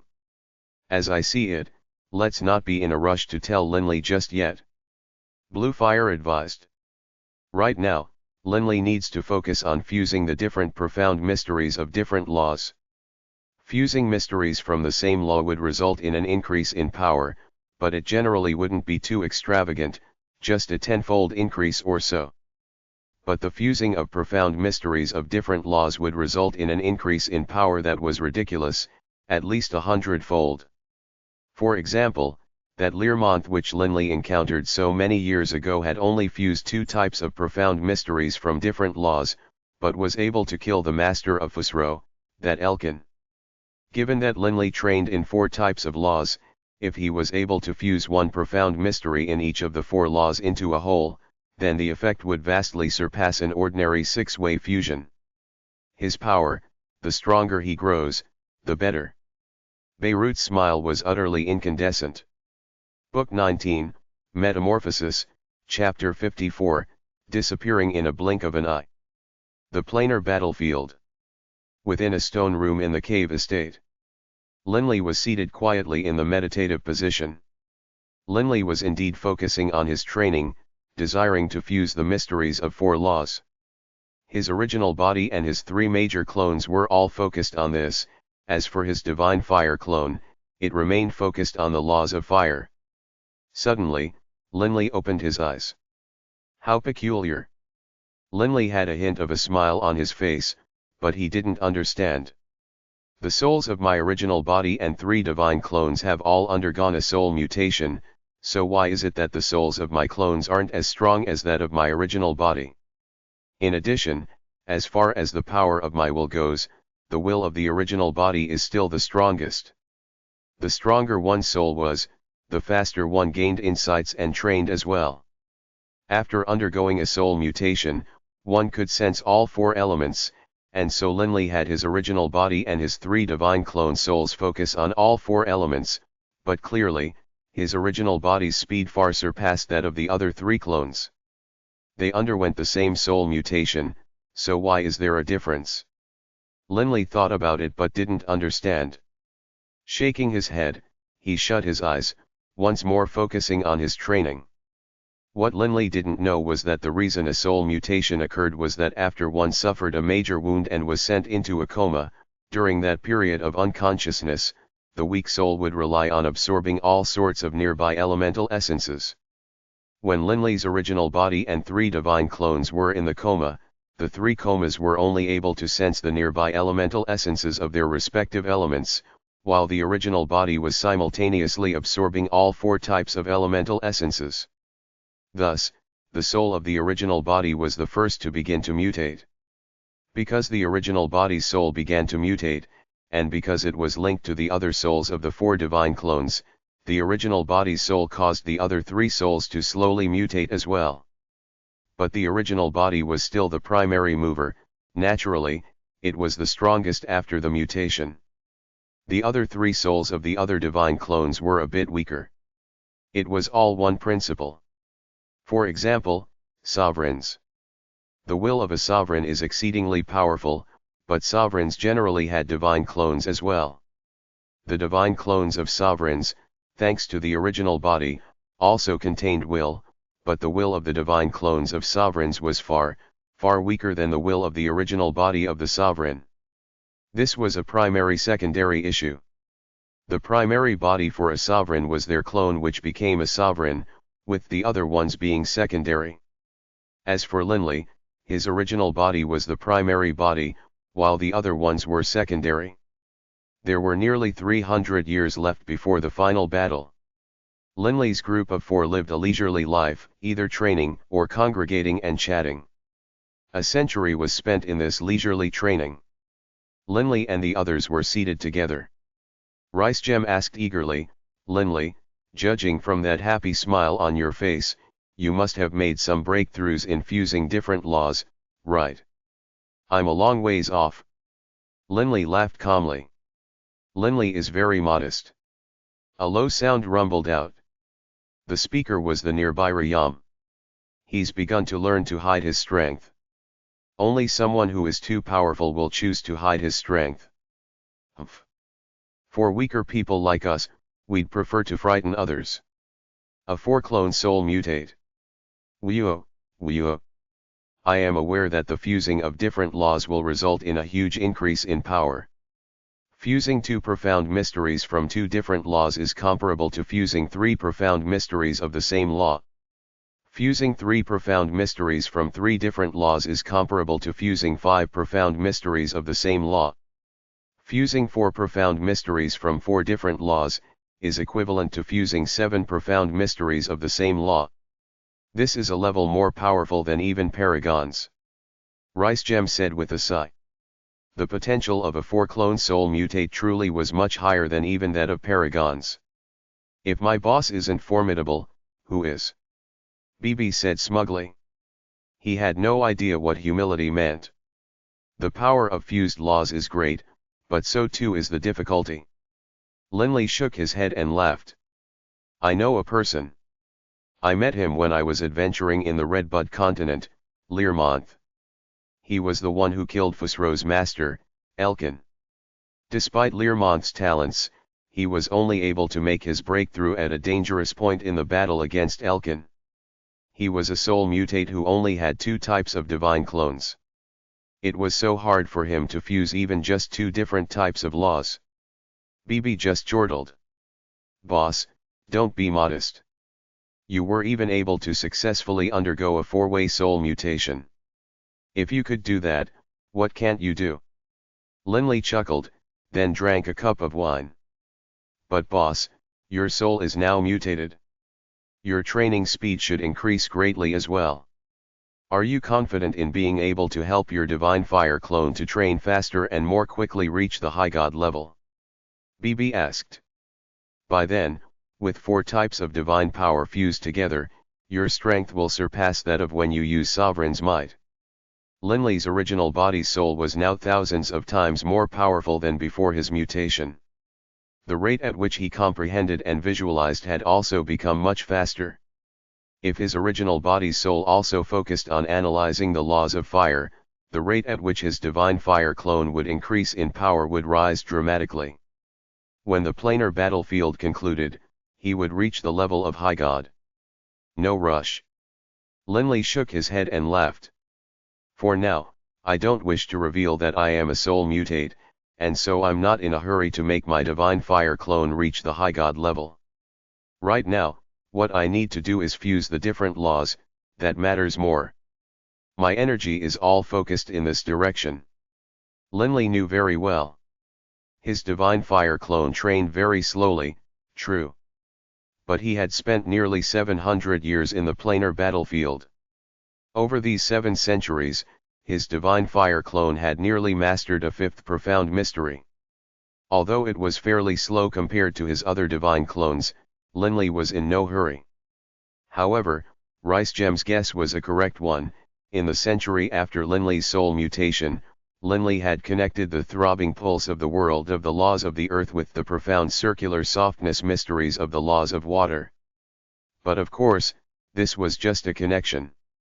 As time flowed on, the final battle drew closer and closer. Within the stone room, Linley was quietly seated in the meditative position, his 4 souls simultaneously visualizing and comprehending. Within his mind, there was an illusory image of the vast, boundless earth. The throbbing pulse of this land was continuously emanating forth, but one line of energy tangled through and wrapped around it, much like the lines of energy the chief sovereign of death had used at the Abyssal Inn. The lines wove throughout the ripples of the throbbing pulse of the world, influencing the pulse. Slowly, the throbbing pulse of the world began to mutually influence and be influenced by this endless, circular soft stream of energy. The two connected with each other. Boss, boss. Suddenly, a voice rang out. Within the stone room, Linley opened his eyes and saw BB. What is it, BB? Linley laughed. Boss, have you been training so much that you've gone dumb? Have you forgotten what time it is? This year is the 1000th and final year of the Planar War. I heard from Ricegem that most likely, in a month or two, the last battle will begin. Aren't we even going to go watch the final battle? BB asked. The final battle. Linley immediately rose to his feet and laughed. Of course we are going to go watch. I've been training for so long. It is time for a break. The throbbing pulse of the world and circular softness profound mysteries, Linley's 4 souls had been training on for 3 centuries after his soul mutation, but he wasn't able to completely fuse them. He was still trapped in a bottleneck. No wonder the power of fused laws was so great, the difficulty was incredibly high as well. He exited the stone room and arrived in the main hall. Ricegem and Riyam were already standing there in the main hall. Ricegem laughed cheerily. Linley, I was worried that you wouldn't go. I know that you have enough commander badges, But I don't have enough yet. We're a squad. If you're going, how can I not go? Linley said with a laugh.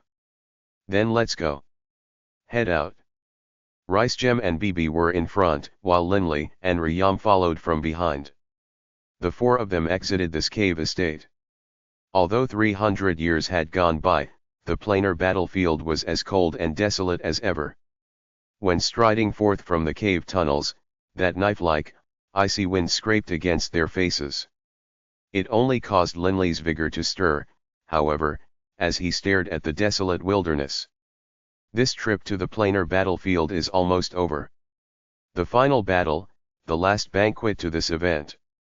This trip to the planar battlefield, to Linley, was indeed a truly life-changing journey. Linley's group of four headed straight for the Stellar River. The desolate wilderness. Wild grass grew everywhere. There was a person lying on the ground. At first glance, one might take him for a corpse left behind by a battle. This person had wild, grass-like hair, and a pair of hungry, man-eating golden eyes. It was Hemmers. I only need one commander badge. It's been 2 centuries, and I haven't run into a single person. Hemmers lay there on the ground, grumbling to himself. All of them rely on their speed. If they can't beat me, they flee. Humph. That Azure Dragon clan punk in particular. I ran into him twice, but he relied on his gravitational space. Hemmers had a belly full of fire, but no place to vent it. The final battle is about to arrive. Hemmers muttered. It seems I'll have to take part in the final battle in order to acquire a commander badge. After acquiring a final commander badge, I will definitely ask the Sovereign to make me a spear. I can throw it and use it for long-range combat, or for close combat. Humph, given my material attack power, I'll be able to throw it a great distance. By then, I want to see if those bastards will have any chance of fleeing again. Indeed, a material attack strength comparable to High God Paragons, when combined with a ranged sovereign weapon, would make it so that Hemmers would be a threat comparable to Paragons. Humph. I hope that Azure Dragon Clan Kid will participate in the next planar war. By then, I'll have a ranged sovereign weapon. I'll definitely teach him a lesson.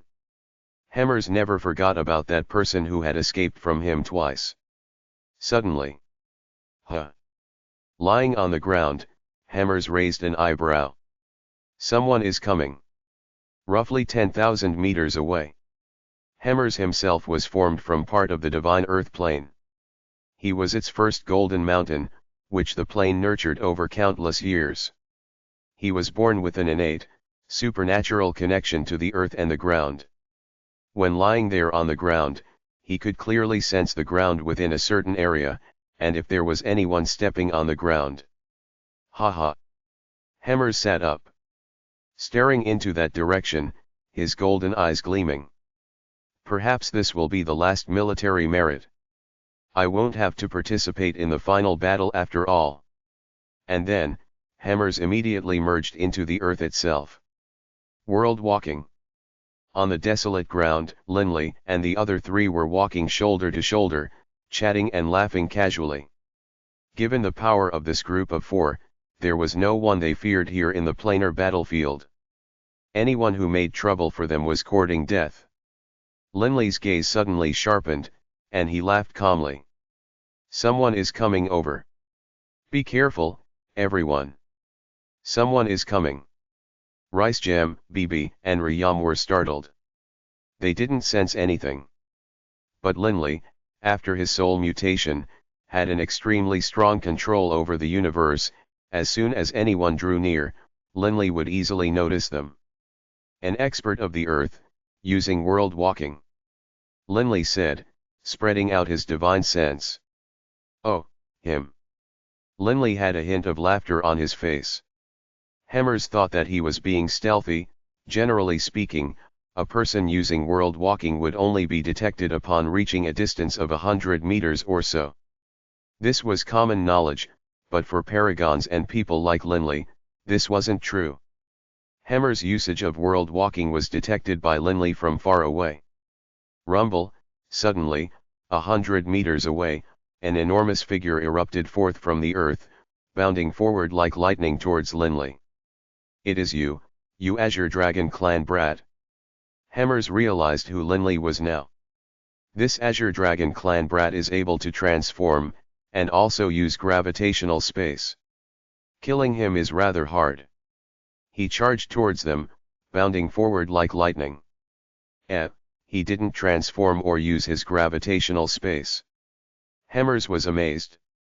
Having fought several times with Linley, he knew how strong Linley was. Why was it that when he charged in front of them, Linley didn't react at all? Hammers, who had been preparing to attack Ryam, chose to attack Linley instead. "You yourself are courting death. Don't blame me." Hammers smashed out with his fist, causing a deep, thundering sound as cracks in space appeared. Ricejam, BB, and Ryam just watched and laughed. Linley very casually swept out with a punch, and instantly, 108 rays of earth and yellow light swept out, instantly forming a gravitational space that trapped and compressed Hammers within it. Linley swept out with his space-shattering punch. Microcosm. What's going on? Hammers felt as though the surrounding space was compressing powerfully around him, slowing him down significantly and making him feel miserable. He had tasted this technique of Linley's before, but the power was far, far greater than it was last time. His fist was extremely slow, completely unable to block Linley's punch. Bang! The fist rose upwards in an uppercut, connecting with Hammer's lower jaw and sending Hammers flying into the air. Book 19, Metamorphosis, Chapter 55, The Experts by the Banks of the Stellar River. A bone-shattering sound rang out, and Hammers was knocked flying backwards. What is this? Hammers was completely stunned. The Azure Dragon clan brat, what's going on with him? The first time I met him, he wasn't able to fight back at all. He had to rely on sovereign power, his gravitational space, and his innate divine ability in order to escape. The second time I encountered him, the brat was able to fight me head-on. This third time, I'm completely unable to fight back. Stupefied. Completely stupefied. No matter how much of a genius a person is, this is ridiculous. Hammers landed on the ground, staring at the distant Linley, his mind a mess. Blood dribbled down his face. Hammers shook his head, then muttered to himself, "Impossible. Something must be wrong." Hammers still hadn't reacted, but he hurriedly began to cure his wounds. "This Azure Dragon clan punk's fist actually broke my lower jaw and shattered my teeth." Hammers possessed terrifyingly strong material defense. When Linley had first met him, a full-force sword blow was only able to barely scratch his skin. Hammer's skin possessed weak defense. His muscles were strong and bones were stronger. Linley's casual punch was able to shatter his jaw. "Hey, Hammers, why are you just standing there like an idiot? Didn't you want to kill us to get our commander badges?" BB smugly began to laugh loudly towards him. "Impossible. Something must be wrong." Hammers howled furiously. Boom. Hammer's entire body suddenly began to glow with an earthen yellow light, and a brilliant golden light flooded through him as well, making his fists and legs especially bright. Hammers was like a crazed bear, transforming into a ray of lightning as he charged once more towards Linley. Hammers clearly had gone mad. "He really is a big dumb idiot," Linley said with a calm laugh. Hammers was howling furiously. His full-strength punch smashed through the skies, and he moved like a dragon as he attacked Linley. Rumble, where his fist passed, the space of the planar battlefield was constantly torn asunder like fragile glass. Multiple spatial tiers that were tens of meters long were created. "Although he's a bit stupid, he really is quite strong." Linley still smiled. The same response.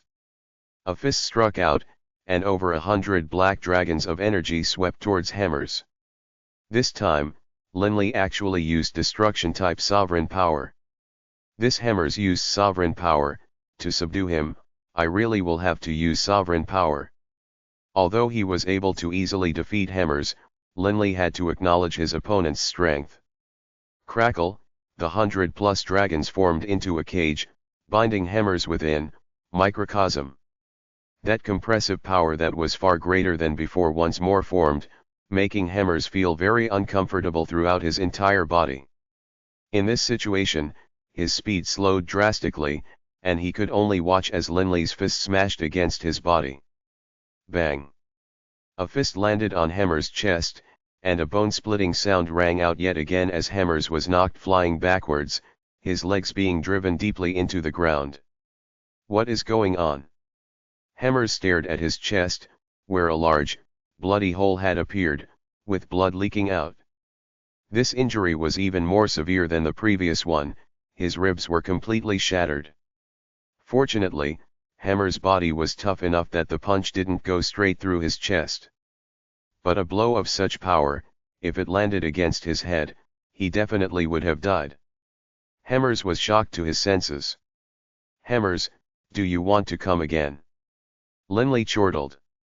"Hey, Hammers, aren't you really tough? What, are you stupefied now?" Ricegem laughed teasingly, and as he spoke, Ricegem voluntarily released his aura. "You are, Ricegem." Only now did Hammers recognize him. "My aura hiding abilities are too great. Unless I wish it, someone like you, Hammers, would never be able to recognize me," Ricegem said smugly. His aura-suppressing abilities really were formidable, but against the likes of Linley or Magnus, he would still easily be detected. Hammers looked carefully at Linley. "You, in the past, were you intentionally toying with me?" Hammers said in a low voice. "No." Linley laughed and shook his head.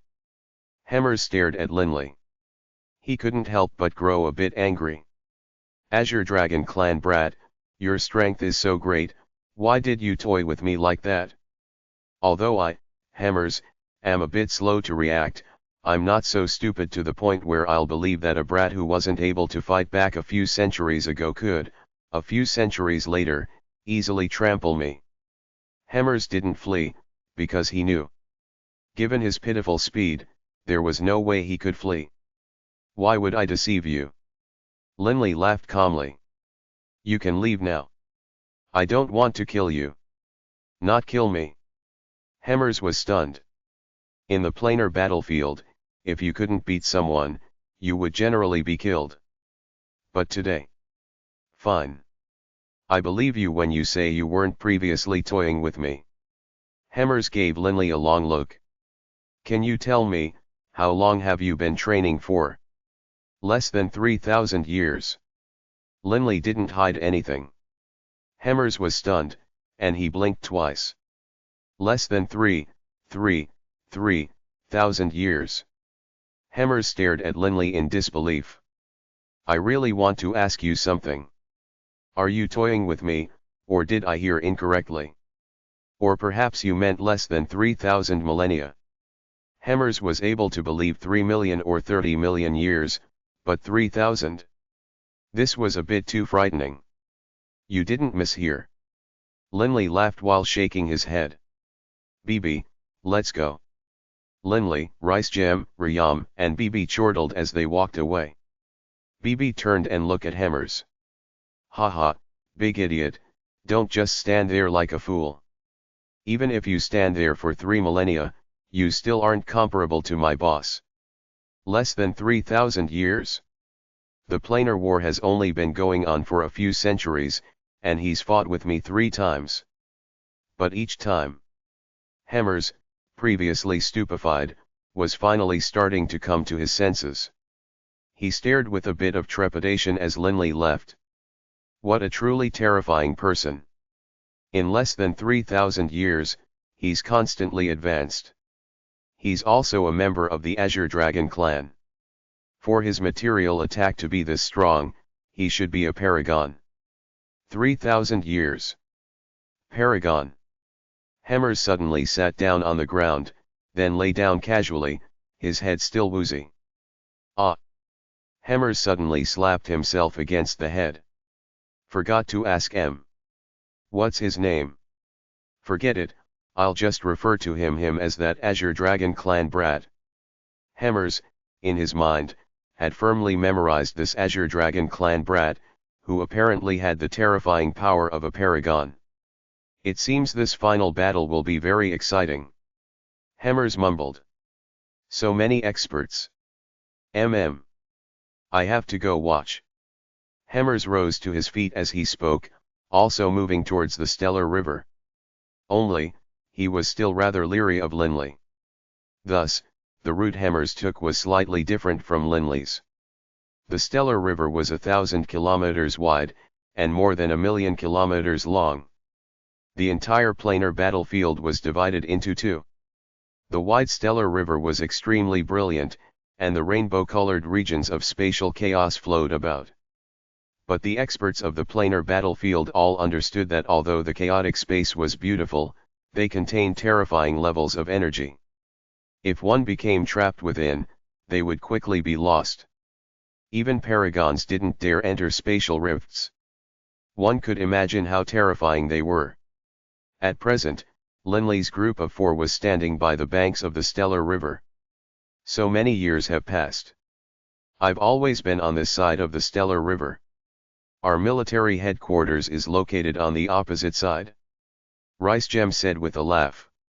Let's go, it's time to visit our main camp. On this side, there is no way we will be able to participate in the final battle. I want to acquire a few extra commander badges. As he spoke, Reshape was the first to enter the Stellar River. It was much like when Linley had first come, they had to fly through crooked little paths of safety.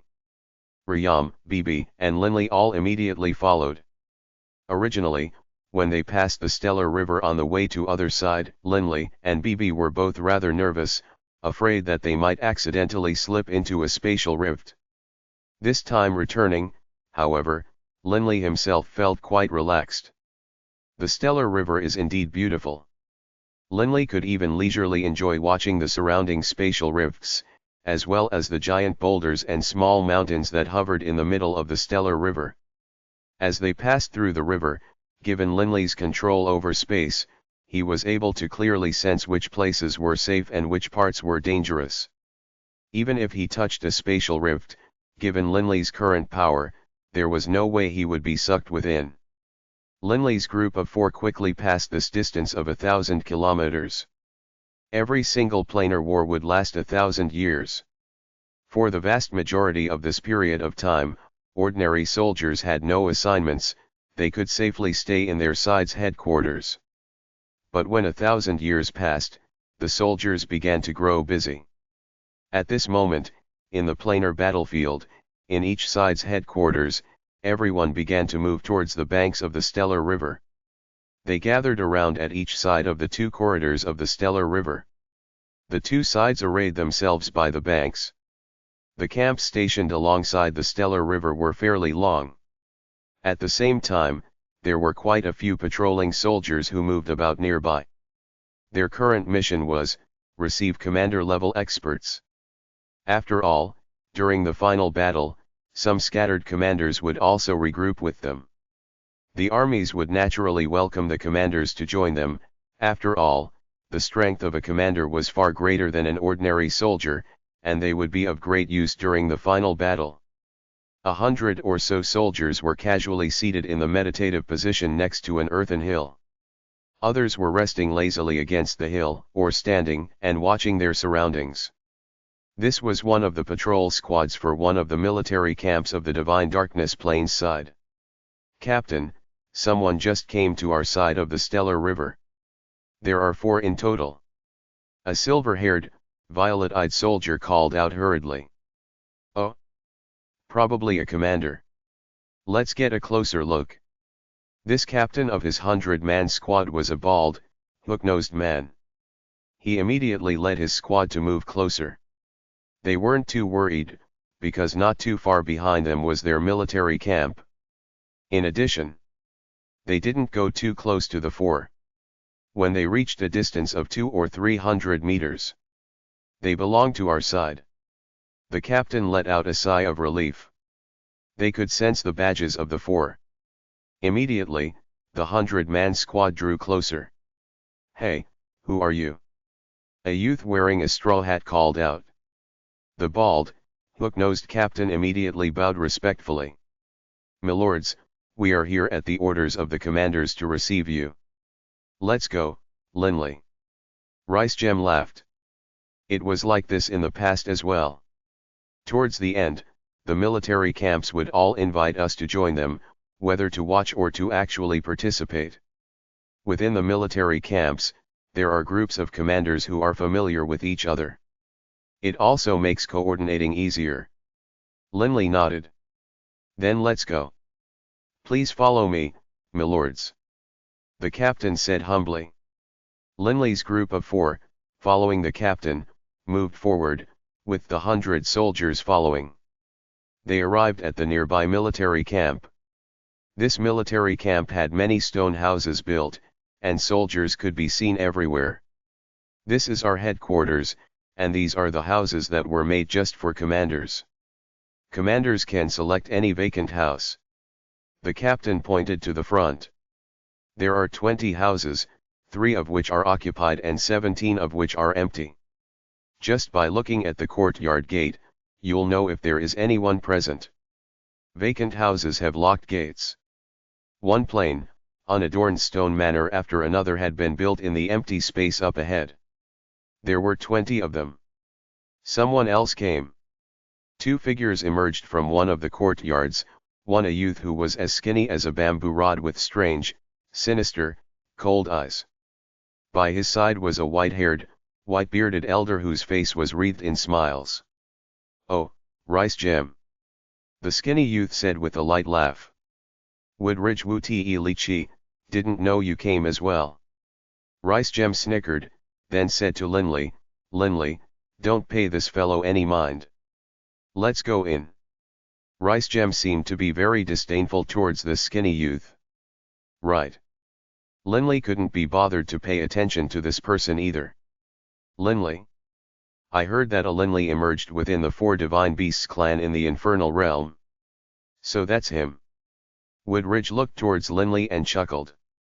"I looked at that scryer recording. Your strength is quite average. It's one thing for you to kill a few ordinary 7-star fiends, but coming to the planar battlefield is just suicide." Linley turned to give him a sideways glance. Woodridge was startled, but then Linley immediately followed Ricegem into the courtyard. "Woodridge, the genius expert of the gold eye bats? What's that look on your face?" BB glanced at him, giving him a disdainful smirk, then followed Linley into the courtyard. Book 19, Metamorphosis, Chapter 56, BB's Request. If Woodridge was unhappy with the way Linley looked at him, he was absolutely livid with the disdainful look BB had given him and the way BB had spoken to him. That straw hat wearing brat. Woodridge's face sank, and he was about to bark back at him. "Woodridge, don't be impulsive," the nearby white-haired elder sent mentally. "What is it?" Woodridge turned to look at the white-haired elder. "It's one thing for Ricegem to be so arrogant in front of me, but that brat with the straw hat, who the hell does he think he is? I've never even heard of him. For someone to survive in the planar battlefield until now was proof of one's strength. Woodridge wouldn't so easily allow others to insult him. If he heard a single displeasing word, he would want to kill the speaker. You didn't go to the other side of the river, so you have no idea who that youngster with the straw hat is," the white-haired elder said solemnly. "The reputation of that youngster with the straw hat is known throughout the headquarters of the Divine Light Plane." "Oh." Woodridge's pupils contracted. "Who is he?" "The second God Ada rat, aside from Beirut," the white-haired elder said solemnly. Woodridge's face changed. "What? God Ada rat? How can that be? Isn't Beirut the one and only God Ada rat? Where did another one come from? I was adventuring on the other side of the river." Of course I know this news. You can ask anyone, any of the commanders who went adventuring on the other side of the river will definitely have heard of this god-eater rat, a youngster who wore a straw hat. You had best be careful. The white-haired elder gave him a sideways glance. If something goes wrong, don't say no one warned you. After speaking, the white-haired elder returned to his own residence. God-eater rat. Woodridge watched Linley's group enter their courtyard, and then, with a low snort, departed. The manors which the military camp arranged for each commander were all very large, with many rooms. Not bad, not bad. Ricegem stepped into the main hall, glancing around before sighing with satisfaction. It as though the members of this military camp bought quite a few decorative items before entering. The main hall had a number of decorative items, even the tables and chairs were made of wood. At a single glance, one could tell that they weren't made from the materials of the planar battlefield. Linley, we no longer need to do anything. Just rest. Later, I imagine the commander of this military camp will come pay us a visit. The commanders living nearby will probably come visit as well. All we have to do is accompany them. As for the final battle, there's more than a month left before it arrives. Ricegem immediately headed to a nearby room. During this period of time, I'll live here. Linley and the others all selected their own residences. Indeed, as Ricegem predicted, soon after they moved in, the commander of this military camp came to pay them a visit. Afterwards, Linley's group received visits from the nearby commanders as well. But of course, Ricegem and the others didn't openly publicize Linley's strength. In the blink of an eye, half a month passed. Within the courtyard, Linley and BB were seated, facing each other. BB, why the frown? If there's something you want to say, why hold back? Just say it. Linley could immediately tell that BB had something on his mind. BB took a deep breath. Boss, actually, I feel quite conflicted. BB looked at Linley. About what? Linley asked. BB lowered his head, resting it against the table, staring at it. In a soft voice, he said, Boss, actually, there was another reason why I wanted you to come participate in the planar war. In my heart, I've been hesitating, about whether or not to let my mother and father come back to life as well. Linley was stunned. How could he have forgotten? The ever-carefree appearance BB had put on over all these years had caused Linley to not think about certain things, but BB's thoughts weren't necessarily the same as Linley's. I've never met my parents. I don't know what they are like. My mind is very chaotic right now. I have no clear image of them in my mind. I don't really think about them that much. I became accustomed long ago to not having parents, but I still feel regret over it. BB mumbled softly to himself, I didn't think too much about it, but boss, for the sake of saving your family and friends, you came to the planar battlefield. That moved me. Should I find my parents as well? But I know that it's really hard for you to collect commander badges, boss. I don't want to add to your burden. And so, I've been hesitating about whether or not I should search for my parents, which is why I didn't plan on saying anything. But, boss, now you are so powerful. It shouldn't be too hard for you to collect 2 more commander badges. That's why I am starting to think about this again. BB lifted his head up to look towards Linley. BB. I'm sorry. Linley said apologetically. He truly felt ashamed. He and BB were lifelong brothers, and BB had risked his life to battle with him here in the planar battlefield. But he himself had actually forgotten BB's parents. Boss, don't say that. BB shook his head. Actually, I'm still a bit hesitant over whether or not I should look for my parents. After all, I've never met them, and I have no idea if the undead my parents were transformed into are dead or alive. If I were to be able to meet my parents, what should I say to them? They probably wouldn't even recognize me if they saw me. Bibi's mother didn't get to see Bibi grow up and transform into human form. Even if she regained her memories, she wouldn't recognize Bibi on sight. To meet again without recognizing each other, Bibi had very complicated, mixed emotions in his heart. Bibi had planned on just saying forget it, his parents had their own fate, and there was no point trying to force things. And, originally, it was indeed hard for Linley to collect enough commander badges. But now, things were different. Don't worry about it. Let me handle this. I'll get 2 more commander badges. Linley promised. Right. Bibi nodded.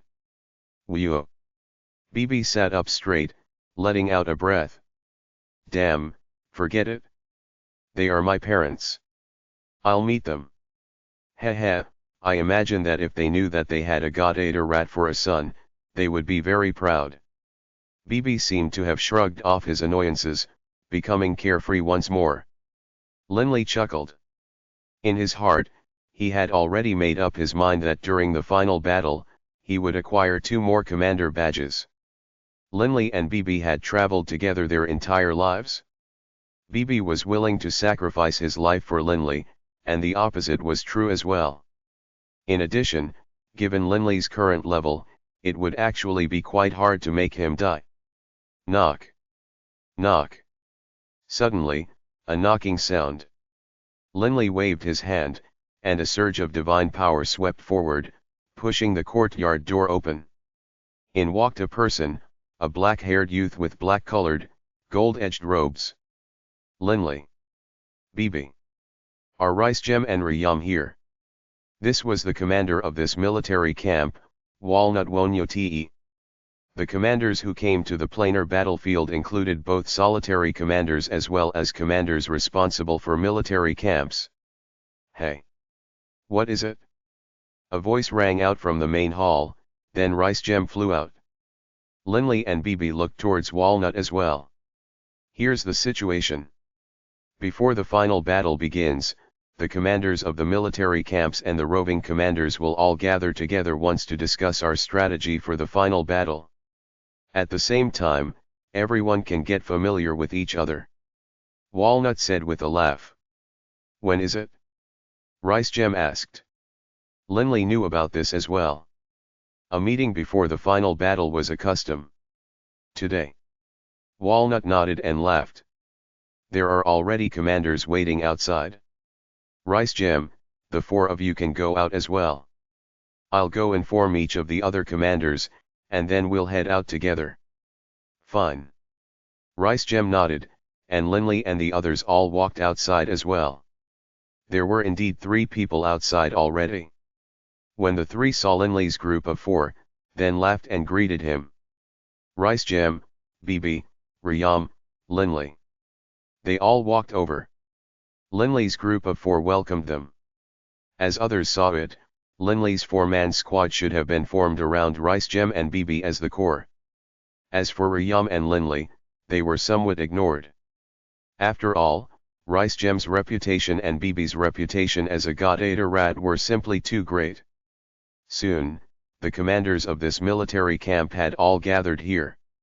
Including Walnut, there were a total of 10 commanders. All right, everyone, let's head out. Walnut said with a laugh. There are dozens of military camps. Each camp actually has 10 or so commanders. Then the dozens of military camps combined, how many commanders is that? Bibi said with a sigh. Not that many. Walnut said with a calm laugh. That's because most of the military camps are centered around the ends of the 2 corridors connecting each side of the Stellar River. Thus, it's always the outermost military camps which welcome commanders back. The military camps located deeper inside don't receive any commanders. Bibi now understood. Thus, our Divine Darkness Plane side has a total of at most 50 or so surviving commander-level experts, all combined. Walnut gave an estimated figure. Over 1,000 years, quite a few commanders had died. The surviving commanders weren't that numerous, but of course, amongst those who went roving about, the survivors weren't necessarily all commanders, just commander-level experts. For example, although Bibi and Riyam were very powerful, they entered with the status of ordinary soldiers, and followed by the side of Linley and Rice-Gem, which is why they were allowed to rove about.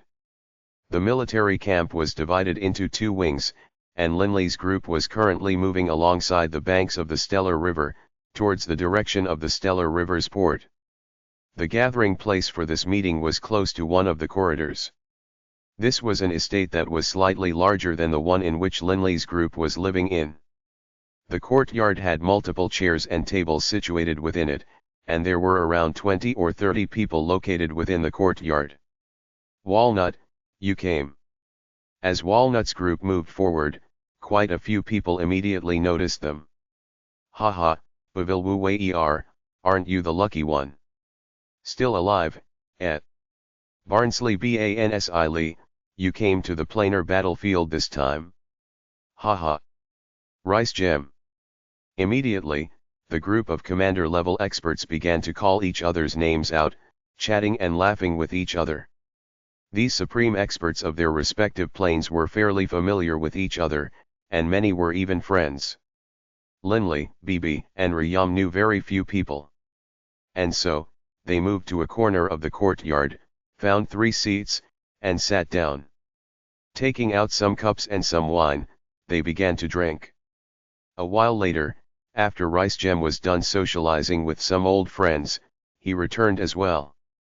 How festive! Bibi said with a laugh. Rice-Gem said with a smirk, festive? Some are happy, others are mocking. Those who are friends with you hope you will live, those who don't like you hope you will die. You know very few people. In a bit, I imagine some people will come chat with you, and you'll quickly become familiar with them. Linley smiled calmly, lifting his cup and taking a light sip. Woodbridge, you came with them as well. Who are the 3 next to Rice-Gem? Commander-level experts also needed to know information about each other. The more details they knew about other commanders, the better. Before Woodbridge had a chance to speak, a big bald fellow nearby said in a whisper, I don't know the other 2, but that one wearing the straw hat, his name is widespread on the other side of the river, in the camps of the Divine Light Plains side. That's the second God-Adarat, aside from Beirut. God-Adarat. Quite a few people were stunned. Too few of them had soul-protecting sovereign artifacts. Without one, anyone who met Bibi would die. After all, paragons were extremely rare. These people looked towards Rice-Gem and Bibi in surprise. And which 2 incredible figures are currently seated next to Rice-Gem and the god Adarat? Woodbridge laughed. Those 2 are quite ordinary. That icy-looking fellow is Riyam, an emissary of the Redbud Sovereign. The brown-haired kid next to him is fairly famous in the Azure Dragon clan, his name is Linley. Linley. Indeed, there were some, especially in the infernal realm, who had heard of Linley. However, in the eyes of these commanders, Linley's performance in the Scryer recordings showed that he was only a powerful 7-star fiend, not yet at the level of commanders. They didn't care about him. As time flowed onwards, more and more commander-level experts entered, quite a few of whom knew the others present and began to chat with them. Very few people, however, came to chat with Linley. After all, Linley's status as a Lord of Tartarus was only gained after the planar war had already begun.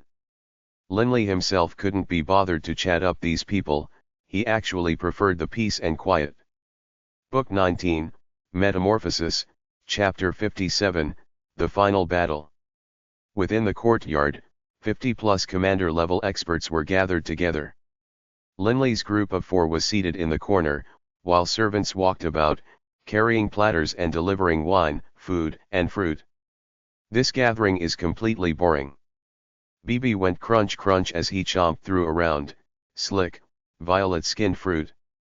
The juice dribbled down. What's the point of having us come? This gathering is centered around those commanders with military camps discussing their strategies for the final battle. The rest of us are just sitting around and watching like idiots. Linley laughed, then glanced at the commanders located closer to them within the courtyard. This group of commanders consisted of commanders who managed military camps. Clearly, they were discussing some of the details of the final battle. As for Linley and the other solitary commanders, they didn't participate in the discussions. We didn't bring any soldiers. What is there to discuss? Ricegem glanced at the commanders, then at the other commanders who, like them, were bored and chatting in the corners of the room. The others are like us. They are just sitting there, bored, right? The purpose of us coming is to familiarize ourselves with the other commanders. This is just a gathering.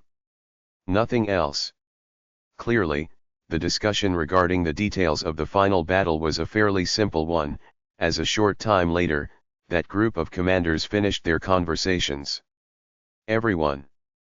One of the commanders, a man with 3 eyes, stood up and looked at them. Smiling, he said, "There isn't much time left between now and the final battle. Everyone, whether you choose to participate or to spectate is up to you. If you plan to participate, it will be the same as it always has been, you'll be mixed in with the soldiers. I trust there's nothing more that I need to say.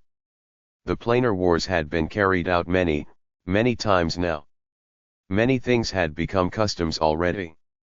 When intermixed in with ordinary soldiers, it would be hard to tell commanders apart from ordinary soldiers. That helped guarantee that the enemies wouldn't focus their fire on one commander in particular.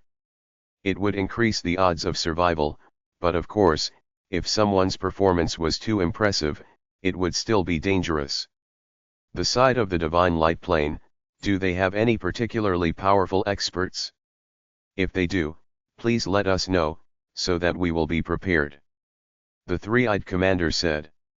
I know that the divine light plane has Magnus in their camp. A commander-level expert said loudly. Magnus. We do indeed have to be careful. The 3-eyed commander nodded solemnly. Ricegem, seated in the corner, laughed loudly. I know of another person, the paragon of wind, Bear. He is here as well.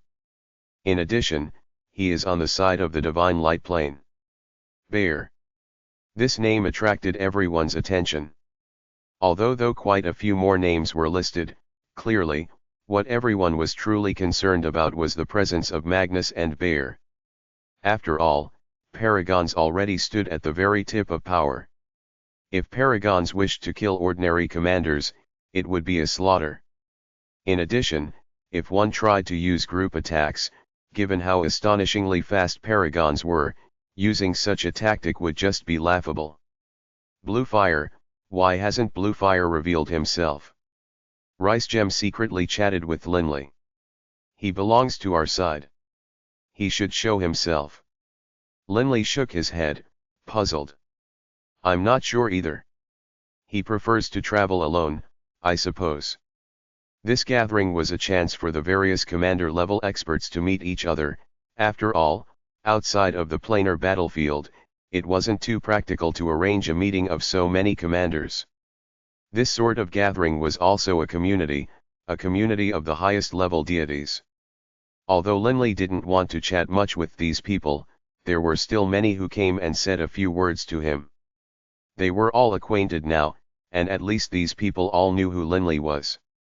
I've already arranged residences for everyone. The 3-eyed commander then laughed. Everyone, you can choose any of the residences nearby. This place is fairly close to the banks of the Stellar River. Once the final battle begins, all of you commanders will be able to easily enter the battle. No one stood on ceremony, they each selected a residence and moved in, quietly awaiting the final battle. This was the situation on the side of the Divine Darkness plane, and the side of the Divine Light plane had its own gathering as well.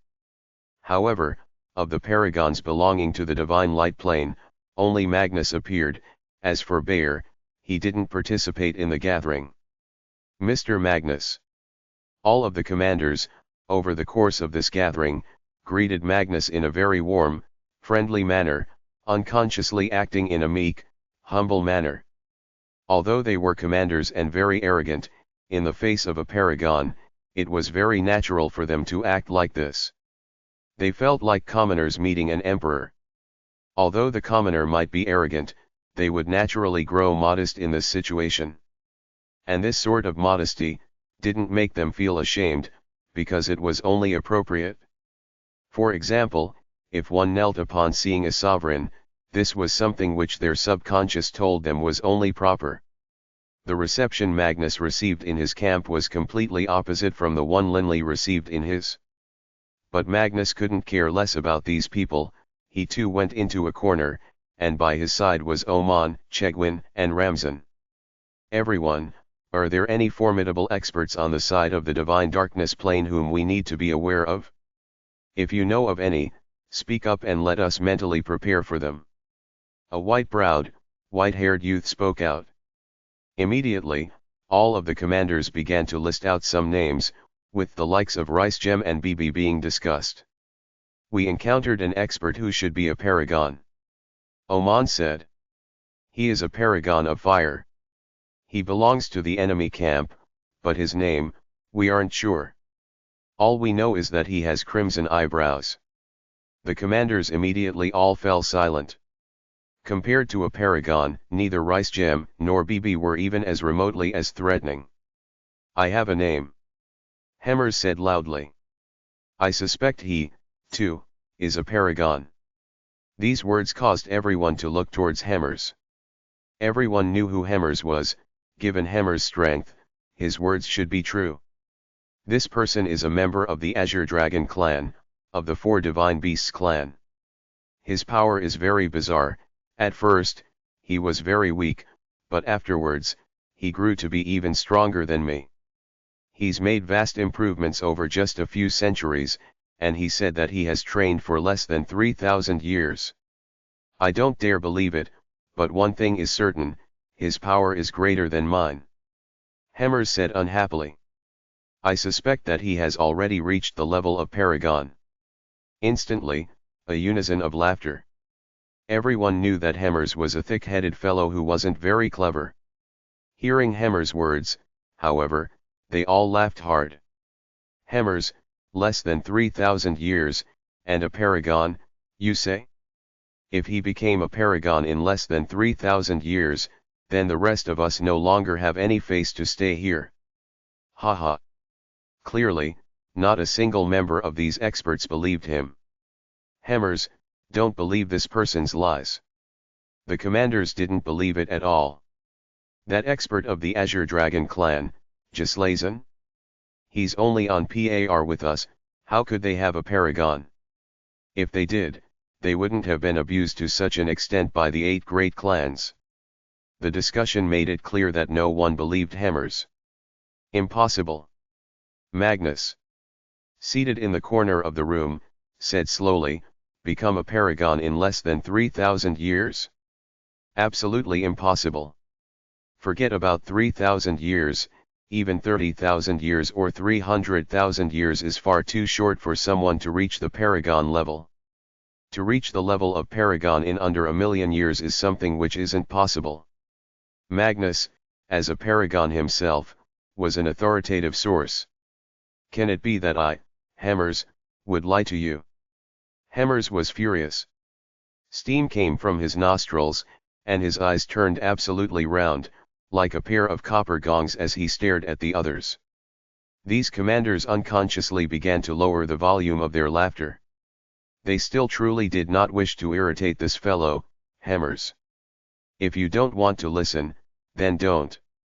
When you die, don't blame me. Hemmers snorted, then sat down, grabbing a roasted leg of meat on the table and chewing it with large bites. The Divine Light Plains camp and the Divine Darkness Plains camp were both waiting quietly at each end of the Stellar River. They were awaiting the arrival of the final battle. Compared to the commanders, though, it was actually the soldiers who were the most eager. The mortality rates amongst soldiers in the planar battlefield was simply too high. These soldiers all wanted to earn military merits and perhaps trade for sovereign's might. And many of these soldiers had lived for far too long. They wanted to experience the legendary, truly terrifying, planar war. Thus, they allowed their divine clones to come up. They were willing to sacrifice a divine clone, so as to experience the legendary planar wars for themselves. Was this foolishness or insanity? Hard to say. But after a deity had been alive for countless years and no longer had any emotional attachments, they were capable of doing anything. The planar wars were savage, crazed battles to begin with. The Divine Darkness Plains camp, where the commanders lived. Linley's group was living within their courtyard. Ricegem and BB were seated across from each other, chatting casually. Suddenly, rumble, a terrifyingly powerful rumble filled the skies. It was as though an energy ripple capable of causing the heavens to collapse and the earth to shatter was wildly spreading in every direction. Whoosh! The buildings on each side of the stellar river, when encountering this energy ripple, were instantly converted into dust, revealing the soldiers and commanders within. In almost the same instant, the countless soldiers and many commanders on each side of the stellar river turned to look towards the stellar corridors. This vast sea of people all stared towards the stellar corridors. Linley stared into the distance, only to see the two corridors of the stellar sea emit a rainbow aura. This aura rose to the skies, causing the space above to tremble. In this instant, the two corridors of the stellar river were more eye-catching than they ever had been. The final battle is finally about to begin. Linley, seeing this, couldn't help but murmur to himself. According to the rules of the planar wars, after 1,000 years passed, the stellar corridors would explode forth with a rainbow aura that would cause the world to tremble. This was the sign that the final battle was to commence. According to some legends, this was designed by sovereigns, but according to other legends, it was designed by the overgods. But one thing was for certain. The final battle was beginning. There was no unified deployment, nor was there any hesitation. Kill! A cacophony of bellows shook the heavens. The soldiers who had been waiting this entire time on each side of the stellar corridors immediately flooded into the corridors, charging towards the opposite side. As for the soldiers of Divine Light Plains camp, they didn't hesitate either, also flooding into the stellar corridors and attacking their foes. Haha, the battle has begun. Ricegem laughed loudly. Let's head out. Move out. BB called in jubilation as well. Linley's group of four moved lightning fast towards the stellar corridor's opposite side. The various commanders didn't need to be organized into squads, they all moved as they pleased. As for the soldiers of the military camps, they immediately formed into squads and then, like a long, sinuous dragon, had begun to wind their way through and flood through the corridors. The mission for each camp was arranged during the previous gathering. The slaughtering instantly began. The dreamy stellar river's two stellar corridors were now both emanating a rainbow glow, making it appear even more illusory and dreamlike. But the two sides on the light camp and the darkness camp were beginning to slaughter and butcher each other in the two corridors. Linley, BB, Ricegem, and Ryam stood at the sides of the stellar corridor. It really is madness. Linley was watching. The air above the stellar river was filled from top to bottom with countless soldiers, with each unit numbering in the thousands. They collectively launched material attacks or soul attacks against each other, unleashing their most powerful attacks towards the enemies in front of them. These long-distance attacks went on for only a few instants, and then, the two massive armies, like a pair of behemoths, clashed into each other. The chaotic battle had begun. Blood flew everywhere, divine sparks rolled out, and badges descended. A battle that was utterly crazed. According to the rules of the planar wars, if one side wins the battle within both corridors, that is considered a victory. If they only win in one corridor, it is considered a draw. Ricegem's eyes were shining. Haha, Linley, let's not hesitate. The other commanders have already charged out. Linley personally witnessed one white badge and black badge fall after another. Some soldiers, with a single swipe, were able to acquire 10 or 20 soldier badges. In this sort of wild slaughter, accumulating military rewards really was quite quick. But it was also dangerous and crazed. Let's go. Linley's group of 4 charged into the stellar corridor as well, merging into the crazed flood. Behind them was an endless stream of soldiers, as well as the various commanders who had charged in as well. Book 19, Metamorphosis, Chapter 58, Linley's Power. The 2 corridors of the stellar river. Rainbow light surged forth from them, filling the skies. The soldiers belonging to the camp of the divine darkness plane and the camp of the divine light plane were now battling each other in savage earnest. If one stared into the skies, one would see how, at the 2 sides of the stellar corridors, one squad after another was flooding like dragons into the stellar corridors. The stellar corridor was a meat grinder. A meat grinder for high gods. In this wild battle, there was no way for 1,000 men or more to move in unison.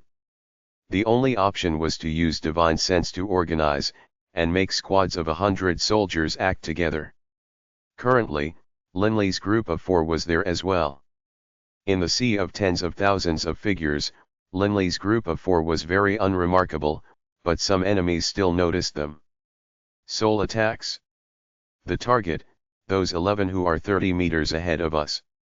The captain of this squad of 100 soldiers gave the order through divine sense, and instantly, the 82 remaining survivors of the squad collectively launched soul attacks. Those translucent soul attacks flew out like dozens of white knives towards the 11 people in Linley's area. Ricegem just chuckled. They are looking for death. Ricegem's forehead suddenly emanated a violet light. The violet light suddenly rippled out, striking towards that 100-man squad. However, there were simply too many people packed in too densely nearby, and so Ricegem's attack even affected 2 soldiers on their own side, as well as 53 enemy soldiers. That was just half of an enemy squad, it was that 100-man squad. From this, one could tell how tightly clustered the combatants were. This single attack struck 55 people, 53 of whom immediately died and only 2 of whom survived. 53 badges immediately fell. Badges. Immediately, quite a few of the nearby soldiers began to fight over them, and in the blink of an eye, all of them were taken. Everywhere throughout the battlefield, badges were constantly falling, with the fall of each badge signifying a person's death. Not good. Quick, let's go. The captain was so frightened, his face changed, and he hurriedly led his squad to flee in another direction. Pretty powerful. BB laughed. Most of those weren't even at the 7-star fiend level. Of course killing them is utter simplicity. The power of that attack of mine wasn't that great, it was just meant for a group assault. Ricegem said disdainfully. Everyone, watch carefully. See who are the commanders. We can't just stand here. We will draw attention to us. Just now, that was a single 100-man squad. After we attract attention, most likely it will be a group of 100-man squads who will join forces against us. Ricegem was very experienced. He knew that they couldn't stay in one place for long. Follow me. Linley said. When Linley spoke, Ricegem, BB, and Riyam didn't argue at all, immediately following by Linley's side as they advanced. Although the stellar corridor was filled with blood and savagery, Linley seemed to be strolling through a garden as he walked through it. Any squads that charged towards him suffered a powerful repulsive force that would push them aside. Ricegem, your amethyst space is really quite powerful. A nearby laugh rang out. Linley's group turned to look. The speaker was Woodridge, who today was dressed in a long, dark golden robe. Woodridge clearly moved through the chaotic battle with ease. He glanced sideways at Linley. Ricegem. Take care of your friends. This place is quite dangerous. A 7-star fiend will die, just like that. After speaking, Woodridge turned into a blur and disappeared into the distance. Woodridge moved through the chaotic battle like an agile fish in water. This Woodridge, What sort of vision does he have? He didn't even notice that it was you, boss, who set up the gravitational space. BB snorted. Don't mind him. Linley stared to the front. Up ahead is the center of the stellar corridor. This is the place where the battle is the most savage. I've found quite a few enemy commanders up ahead already. Let's go. Linley was as calm as ever. One's mental fortitude was linked to one's strength. The weak would be nervous and edgy, advancing carefully. For example, those ordinary soldiers, they could die at any moment. But for the strong, such as Woodbridge, they felt relaxed and at ease. As long as they were careful not to draw too much attention and wary of enemy commanders, and as long as they weren't attacked by massive groups, they would be fine. And, for someone on Linley's level, it was as though he was going out for a walk. Linley, look up ahead. Ricegem suddenly called out in surprise. Linley turned his gaze over. Several kilometers away, he saw a black-robed man actually attract a joint attack from more than 1,000 soldiers from the Divine Light Realm's camp. The combined soul attack thundered down, and there were some who used their innate divine abilities as well. The combined attack of over 1,000 figures rained down, and although the black-robed figure dodged quickly, he was still hit by over 100 attacks. The impact on him wasn't that great, but right afterwards, the 1,000+ soldiers launched a wave of material attacks. Rumble, this group attack from more than 1,006 Starfiend level experts, along with some 7 Starfiends, was like a tempest of annihilation as it swept towards the black-robed man. The black-robed man immediately transformed into dust, and some of the innocent surrounding bystanders were reduced to ash as well. A divine spark, a black necklace, an interspatial ring, and a blood-red badge fell down. Linley, watching this from afar, secretly shook his head. This fellow Naboth Nabote truly is unlucky. Ricegem snickered mentally towards Linley and the other two. He definitely must have drawn the attention of the enemies, but Naboth himself didn't realize it. Given how many people are on the side of the Divine Light Plane, it was easy to muster 10 squads of 100 men to launch a joint attack against him.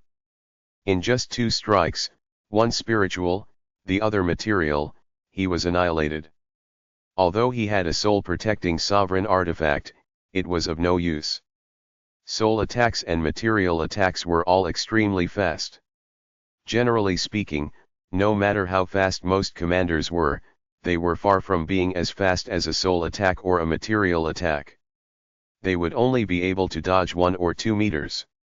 Only high god paragons, who were able to dodge several dozen meters in a single movement, and even cause space to twist and distort, were unafraid of group attacks. It's quite dangerous for commanders in the battle as well. BB said with a sigh.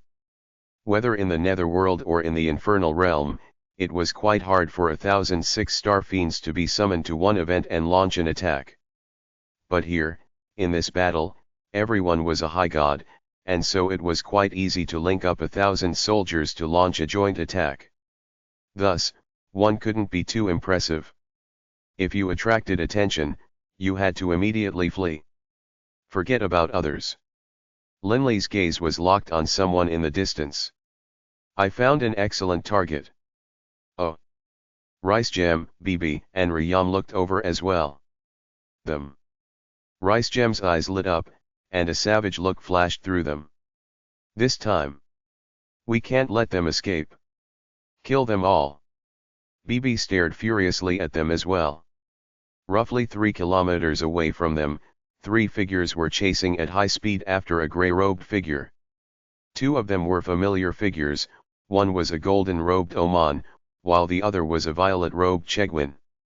The person by their side was Ramzan, who had joined with them.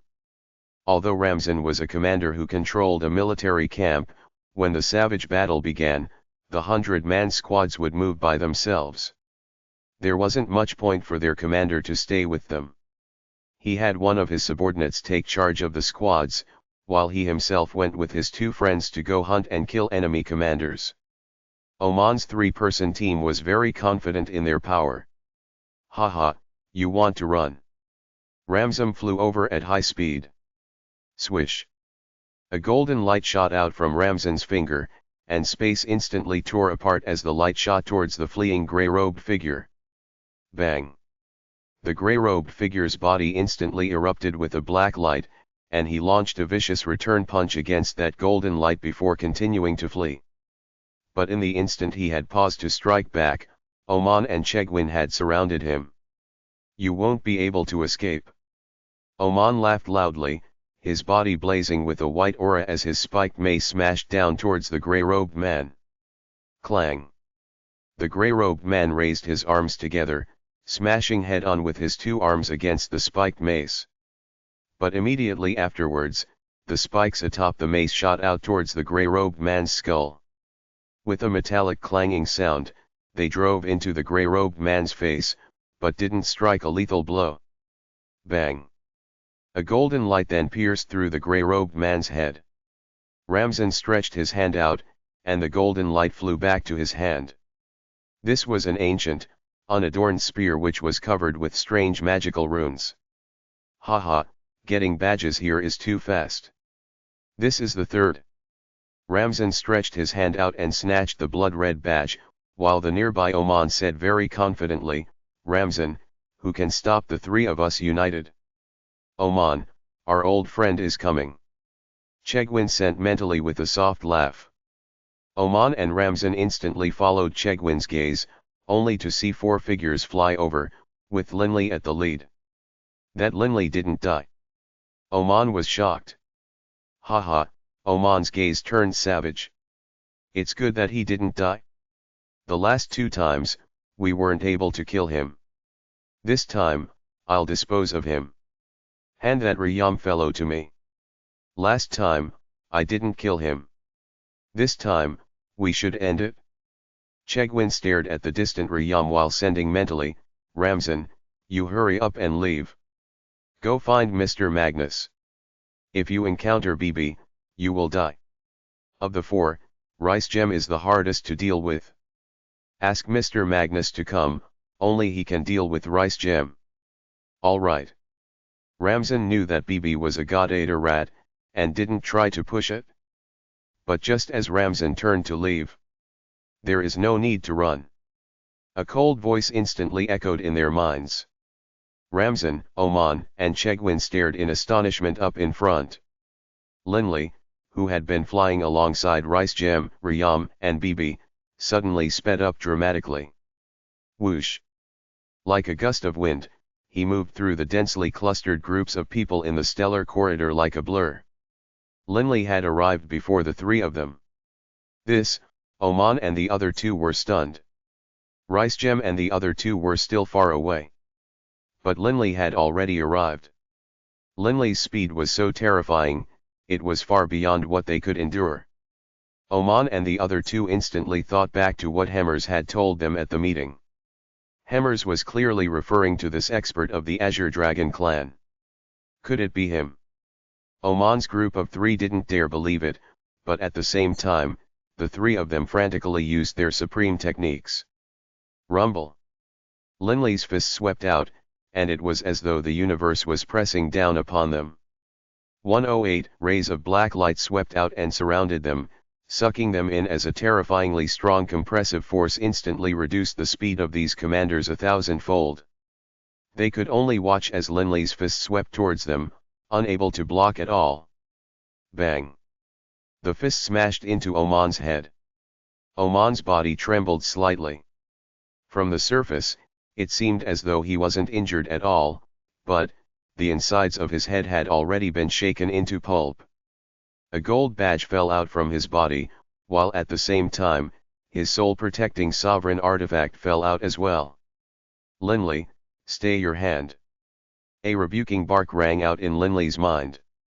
Magnus. Linley's lips curved upwards. Halt. Magnus was frantic. Rumble, Linley's fist ground down inexorably. In the instant after he killed Oman, he also swept his arm towards the nearby Chegwin and Ramzan. These two, also bound by that terrifying compressive force, weren't able to resist at all. Ramzan's body immediately collapsed lifelessly, and a gold badge fell out from his body. As for Chegwin, his body suddenly trembled and he retreated explosively, staring at Linley in amazement. How can he be so strong? Just now, when he had suffered that compressive power, he had the feeling that he couldn't even resist. This caused Chegwin to feel tremendous terror. You live up to being someone reputed to have 2 protective sovereign artifacts. Killing you really is tough. Linley glanced at the retreating Chegwin, then collected the 2 gold badges. Boss. Only now did Bibi, Ricegem, and Rayam arrive. We have 2 badges. Linley turned and smiled towards Bibi. Boss, careful. Bibi suddenly warned mentally. Linley turned, only to see a bewildering blur advance at high speed, so fast that it was on par with Linley's earlier movements. It was the infuriated Magnus. Magnus landed next to Ramzan's body, cradling it in his arms, so furious that the muscles on his face were twitching. Magnus didn't care that Oman had died. But Ramzan, that was his good friend. A true friend. Magnus raised his head, staring coldly at Linley. In a low voice, he said, "Just now, I told you to stay your hand." Linley stared back calmly at Magnus. In a gentle voice, he responded, "If I want to kill someone, you are unable to stop me."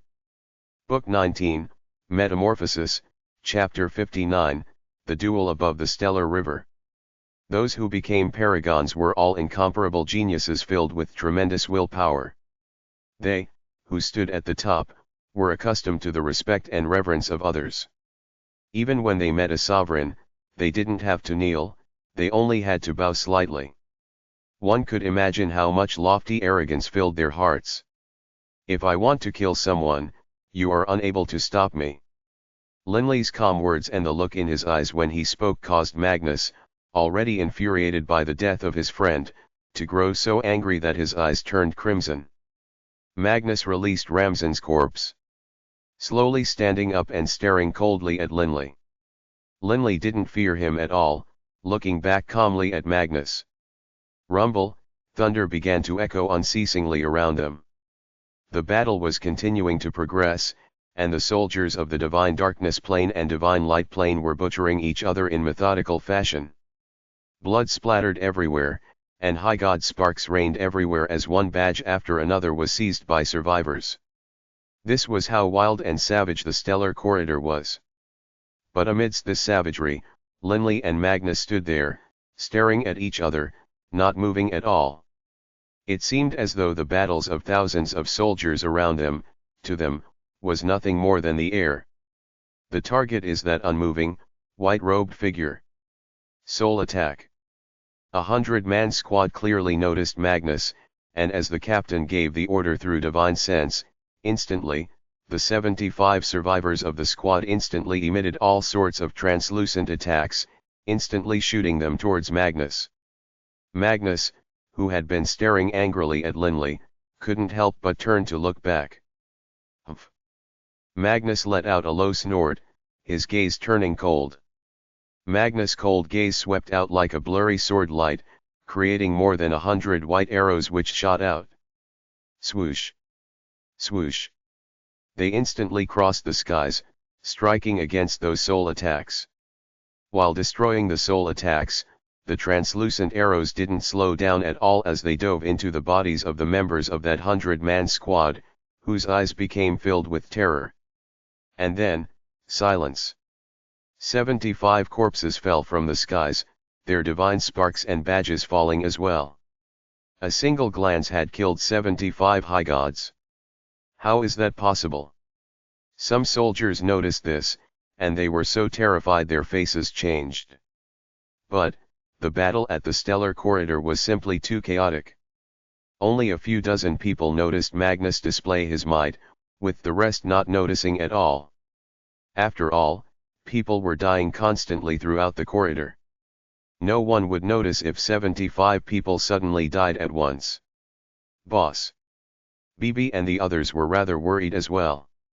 Don't worry. You all step back for now. Linley sent mentally. Against Magnus, although I'm not completely certain of victory, I definitely won't lose. Linley, this Magnus is a paragon, after all. Don't be careless. In addition, he, too, has sovereign artifacts. Ricegem sent mentally. As he spoke, he, BB, and Ryum all retreated, because they also knew, that once Linley and Magnus began to fight, the scene would be completely different from the one where Linley and Bluefire sparred. When two Paragon experts battled each other, the slightest backlash from their attacks could threaten the lives of ordinary commanders. At present, Linley and Magnus paid no attention to any others. It was as though this entire world only contained the two of them. Magnus stared at Linley. In a low voice, he said, "You actually didn't die. What, do you regret it?" Linley smiled calmly, a hint of mockery in his smile. "I don't regret it." Magnus had already regained his clarity of mind. "Because I know that although you didn't die last time, this time, you will." "You are quite confident." Linley looked at Magnus, speaking as he would to an equal. "But last time, you were also quite confident that after I suffered your most powerful attack, I would definitely die. But the real result? Last time, I destroyed your confidence. This time, I'll break it again." Magnus' face grew sinister. "Haha," Magnus suddenly began to laugh coldly. "Anyone can engage in braggadocio. Today, I will let you know the difference between you and a paragon."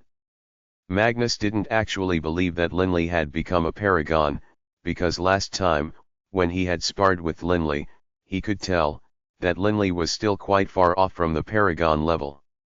Ordinary commanders, in front of a paragon, would definitely perish. Bang! While laughing, Magnus began to move. His speed instantly rose to the limit, and he moved like a dreamlike blur, throwing himself towards Linley. At the same time, Magnus' right hand, covered by a black glove, transformed into a claw, and he clawed at Linley's head. Hiss, crackle, multiple holes in space constantly exploded forth. When the claw struck out, it was as though space had become very weak. "You think too highly of yourself." An explosive roar echoed forth in the stellar corridor. Bang! A black sword light flashed out, piercing directly into Magnus' palm. The universe seemed to tremble, while Magnus himself was unable to prevent himself from being knocked backwards. In the space where the exchange of blows had taken place, multiple black, gaping spatial chasms had appeared, and the terrifying spatial chasms were like monsters, devouring dozens of nearby soldiers before vanishing. A spatial rift? How could a spatial rift be so large? The formerly savage soldiers, especially the ones around Linley and Magnus, finally understood that two supreme experts were present. But that was of no use to them. After all, the soldiers behind them on both the sides of the divine darkness plane and the divine light plane continued to push forward, throwing themselves against their enemies in battle. You, Magnus stared in amazement at Linley. "You became a paragon. You truly think too highly of yourself." Linley couldn't help but chuckle. Given Linley's control over the world, he could clearly sense that Magnus, just now, hadn't used sovereign power when attacking. A paragon, even one who didn't use sovereign power, was generally able to easily slaughter a commander. But, to act in such a way against Linley was indeed a bit too arrogant. "You truly have become a paragon." Magnus didn't dare believe it, but the power which Linley had just displayed was real. "I need to thank you for that full force attack you launched back then." Linley let out a soft laugh. "If you hadn't wanted to kill me, causing me to fall into a life and death situation, I probably wouldn't have made such a large advance." Linley didn't admit that he had become a paragon, but upon hearing Linley's words, Magnus took it for admission. "No wonder you are so arrogant. So you have become a paragon." Magnus' face sank. "But Linley, even though you are a paragon, Magnus, will teach you today, that you aren't qualified to kill my friends. When his words were spoken, Magnus moved once more. Rumble. In the blink of an eye, Linley saw a black fist cover his entire field of vision, and a powerful blast of fate-type sovereign power. It seemed as though the entire surrounding space was compressing him, and this punch seemed to contain enough power to destroy the world. It was unstoppable. Not using soul attacks, but a material attack. Linley didn't hesitate at all, immediately launching a backhanded sword stab with full strength. Ray-a-a-a-arg, 108 rays of black light shot out like dragons from mirage, swallowing Magnus within them. In that instant, Magnus felt as though he heard the roar of a dragon, and then felt a powerful, oppressive compression. This compressive force caused even his attacks to be affected. The sword of Linley. The fist of Magnus. They collided. Thud, it was a deep sound, like a drum being struck. Space instantly shattered. Hundreds of spatial rifts appeared, and that sovereign power, infused with the power of will, washed out in every direction. This burst of energy was infused with the power of will, and like sharp arrows, it instantly pierced through the bodies of each of the surrounding soldiers. 100 soldiers who were fairly close to Linley and Magnus were doomed. Their bodies instantly transformed into dust. As for some of the soldiers behind them, they were either pierced through the chest or the legs. Some unlucky ones were pierced through the head. Unfortunately, the energy rays was simply too vicious and too dense. In the blink of an eye, within a circumference of 100 meters, hundreds of corpses fell from the skies. What is this? The formerly savagely battling soldiers here were completely stunned. They couldn't help but lower their weapons, turning to stare and see what exactly had caused so many people to die simultaneously. There were no living people in the area where Linley and Magnus were battling. In the stellar corridor, this was a rare, empty area. This caused the soldiers to instantly notice the two people battling energetically within. Bang! Bang! Two exceedingly, unspeakably fast blurs collided time and time again, and space repeatedly shattered as spatial tears were created. The backlash from the sovereign power they used caused quite a few soldiers to die in succession. Retreat, quick, retreat. The terrified soldiers couldn't help but all retreat frantically, pulling far away from Linley and Magnus. What terrifying speed! The soldiers felt their hearts tremble. Can it be that they are? These soldiers could be considered experts in the infernal realm or the netherworld, and they were all highly experienced. But the incredible effects generated by Linley and Magnus' blows still caused them to feel terrified. Even the remnant energy could effortlessly kill 6 star fiends and 7 star fiends. What sort of power was this? The space of the planar battlefield actually had more than 100 giant spatial rifts torn open? What level of attacks were being used? Stupefied. Scared silly. There were 2 corridors in the stellar river, and the 2 corridors engaged in battle simultaneously. The goal was to defeat the opponents and to reach the opposite shore. That was a sign of victory. If victory was gained in both corridors, one side of the planar war would be considered victorious. If victory was gained in one corridor but lost in the other, it was a draw. But right now, battle between Linley and Magnus caused simply too much chaos. They occasionally rose into the skies, and then they would descend, moving at frightful speeds. Nobody dared to go within 1,000 meters of them. And so, at the center of one of the 2 stellar corridors, an empty field naturally was formed. This forced a halt to the battle on this stellar corridor, as quite a few soldiers and commanders focused on the duel of peak experts here. Them. Magnus, and that friend of Rice Gems. The 3-eyed commander's face changed. Quite a few commanders had noticed the distant disturbance. How is that possible? It's that person called Linley. Woodridge also stared, stunned, at the terrifying scene of the distant battle between Linley and Magnus. Magnus and Linley, they are fighting to a standstill. Watching the world-shattering battle going on in the distance, Woodridge didn't dare believe that the Linley whom he had looked down upon was actually able to fight a paragon to a standstill. Shaking his head vigorously, Woodridge still didn't dare believe what he was seeing. Linley. Although those people on the side of the divine darkness plane had never paid Linley any attention, most of them knew Linley's name. Now that they saw that it was Linley who was causing this huge disturbance, they couldn't help but feel shocked. This Linley is too terrifying. Chegwin, the only one who had survived in his squad which fought for the divine light plane, still felt terror in his heart. Who is this? Quite a few commanders on the side of the divine light plane didn't recognize Linley. Haha, I told you all long ago that he is very powerful, possibly a paragon. Hemmers stared at the distant battle. He couldn't help but start to laugh loudly. None of you believed me. Haha, do you see it? Do you see it? Of the two stellar corridors, the battle on one of them had been forced to grind to a halt. Quick, hurry up and change directions. Move to support the other corridor. Seize the opportunity to first achieve victory in the other corridor. Some commanders reacted more quickly, knowing that the battle at this corridor was halted. They immediately arranged for their forces to go assist the other corridor instead. They'd first gain victory in that corridor, then talk.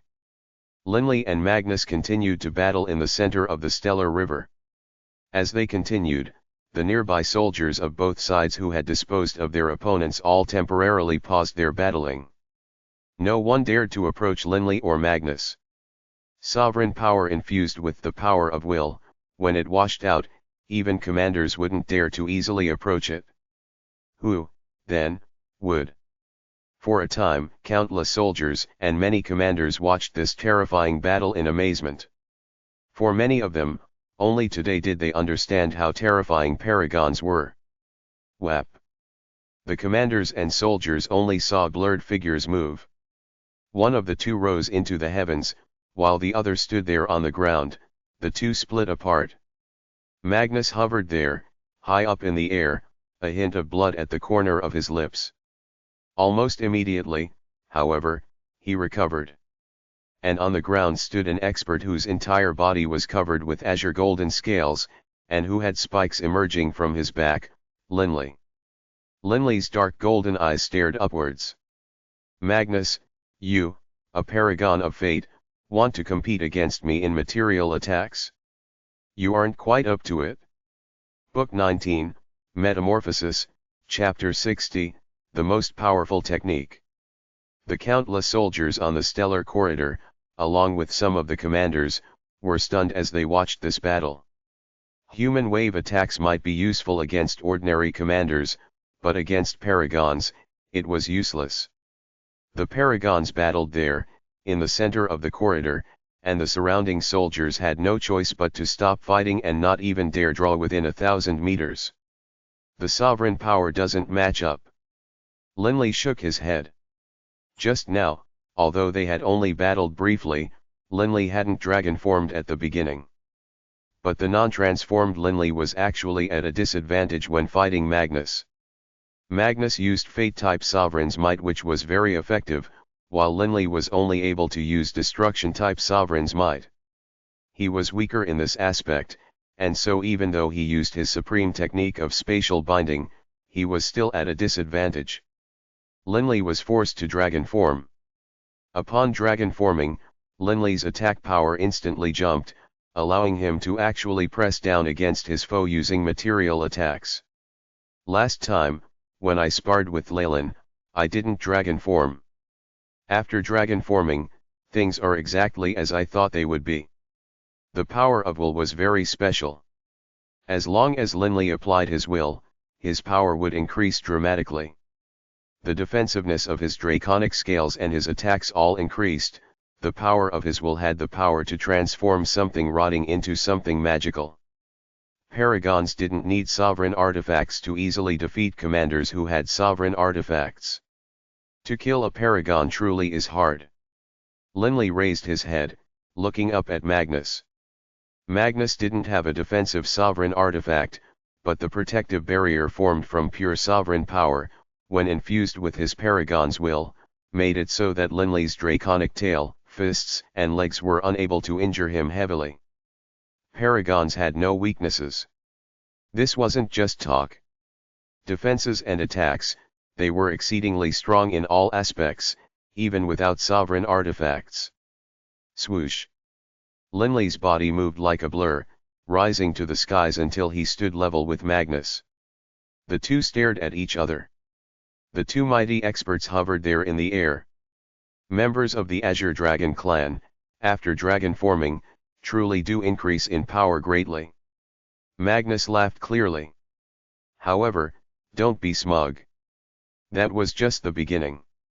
After speaking, Magnus seemed to transform into the sun, emitting blurry rays of light in every direction as a powerful aura began to spread out. As for the midair Linley, his draconic tail swayed behind him slightly as he stared at his opponent, not nervous at all. Magnus stretched his hands out, and instantly, around him appeared a man-sized globe of light. This enormous globe of light contained within it a brilliant, crystalline lotus flower. Above the lotus flower, there even seemed to be some mist swirling. The stellar corridor glowed with rainbow light which shot upwards, making it seem all the more beautiful. You really are going all out. Linley let out a chuckle. Last time, Magnus had used this same attack and had nearly killed Linley, but Linley had not only escaped from death, he had also transformed. Still, that time, the light globe was only fist-sized, while this time, it was man-sized. Actually, it was the exact same technique as last time, only, there was a huge difference in how much spiritual energy was being used up. Actually, this man-sized light globe could be treated as hundreds of the fist-sized light globes. Humph. Magnus' gaze grew cold, and the enormous light globe hovering in front of his chest suddenly shot towards Linley. Ha ha, Linley just laughed loudly. His body seemed to transform into a human-shaped porcupine, as from within shot out a translucent sword ripple. Instantly, countless sword ripples shot out which simultaneously struck against that 2-meter-tall globe of light. One advanced, the other marched forward. The countless sword ripples charged against the light globe. Bang! The surface of the light globe cracked, revealing that blooming, translucent lotus flower. For a moment, the lotus flower seemed to be a sculpture of ice. The countless translucent sword ripples shot towards the translucent lotus flower. Swish! The enormous lotus flower continued to shoot towards Linley while constantly swiveling, using up one sword ripple after another, but at the same time, the lotus flower was being used up, and it was physically shrinking. HRM. Magnus' face changed. What a powerful soul attack. Linley's void wave sword ripples caused Magnus to be astonished. In a short period of time, the lotus flower actually shrank dramatically. Actually, it wasn't strange. Even after having fused 4 types of profound mysteries of the laws of the earth, Linley's understanding regarding profound mysteries which impacted soul attacks was still much weaker than this attack of Magnus. Only, Linley's spiritual energy was 10 times greater than even when he used sovereign power, and the power of his will was also nearly 10 times greater than Paragon's. These two aspects made it so that Linley's soul attack wasn't much weaker than Magnus. Magnus willed it, and instantly, the dramatically shrinking lotus flower began to swivel. One flower petal after another separated, transforming into more than 10 lines that shot towards Linley. Linley's void wave sword ripples were only able to block part of them, the rest of the lotus petals still shot into Linley's body. Magnus, this supreme attack of yours is only as strong as this. Linley looked at Magnus. How can it be like this? Magnus was secretly shocked. Even if Linley was able to endure it, it shouldn't be as though nothing had happened to him.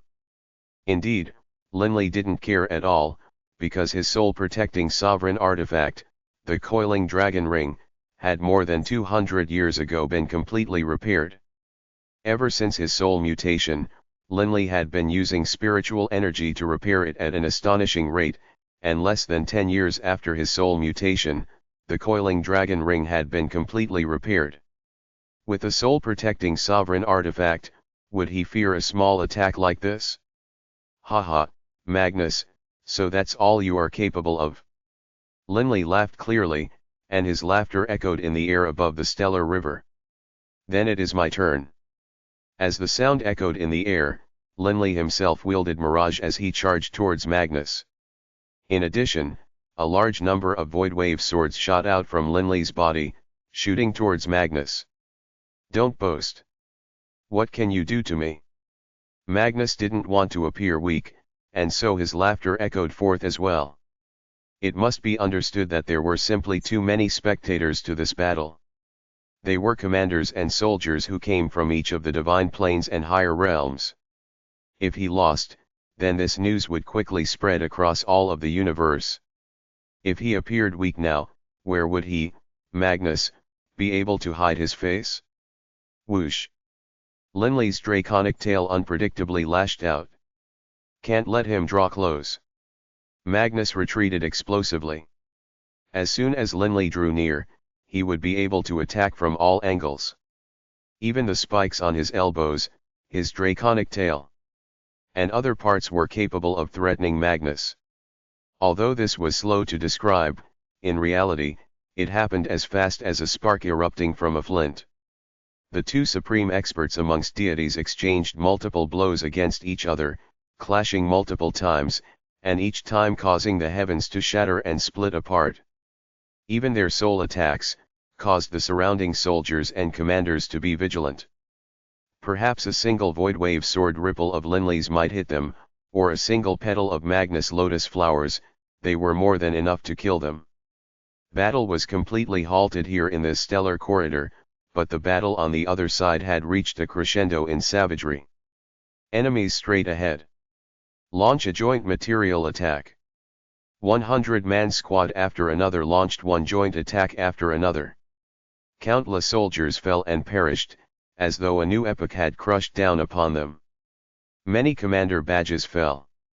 Clearly, the Divine Darkness Plane side's forces held the advantage in numbers, and were currently pressing forth to victory. 10 100-man squads launched a material attack.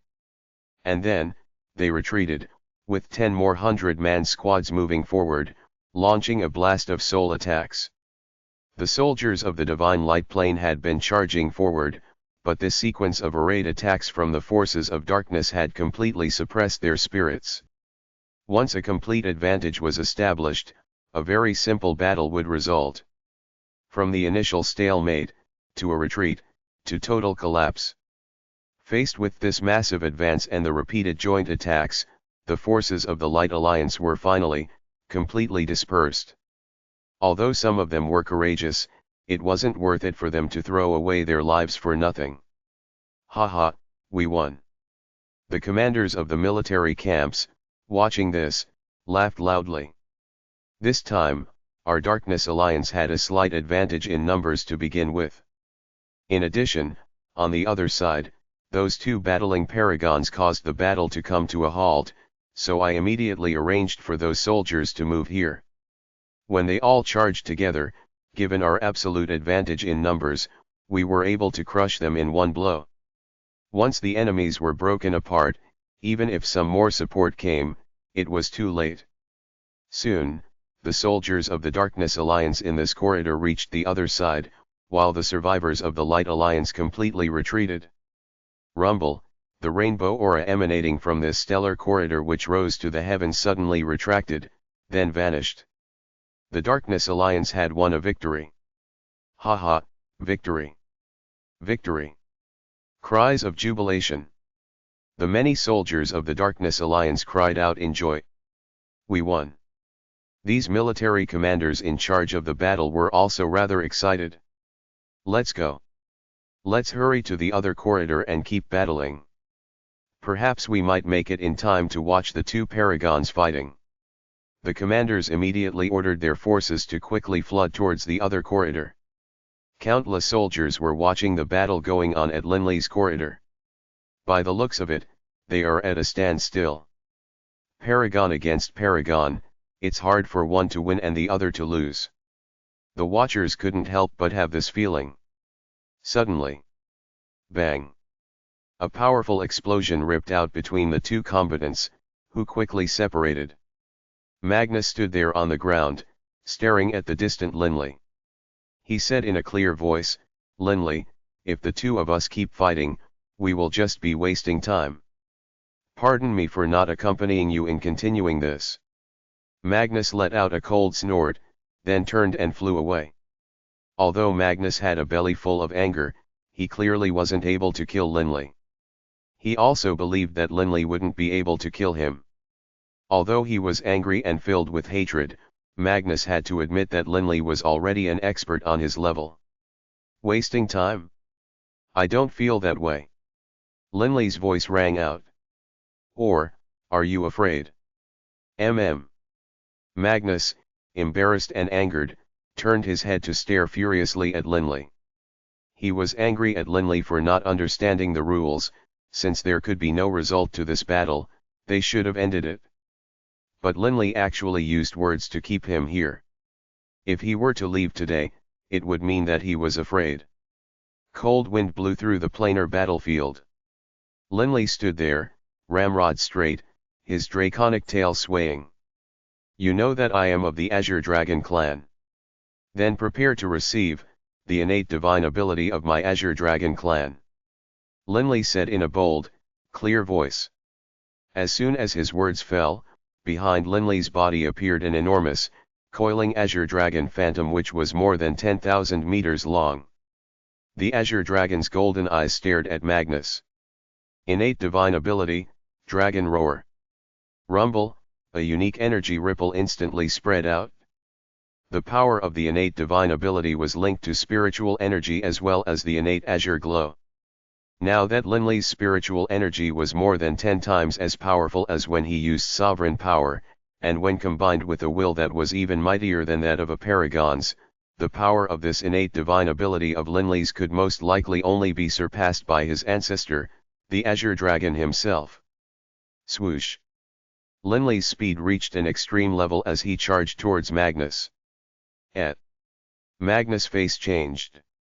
He felt as though the flow of time around him had already changed. He was powerful, but Linley, who used this technique, had a level of spiritual energy and will that was stronger than him. The effect of his dragon roar was now on display. The flow of time changed, but that didn't mean he was no longer capable of thought. Magnus still knew that he had to defend himself. He knew that he wouldn't be able to block in time, so all he could do was work hard to control his sovereign power to form a powerful defense. Bang!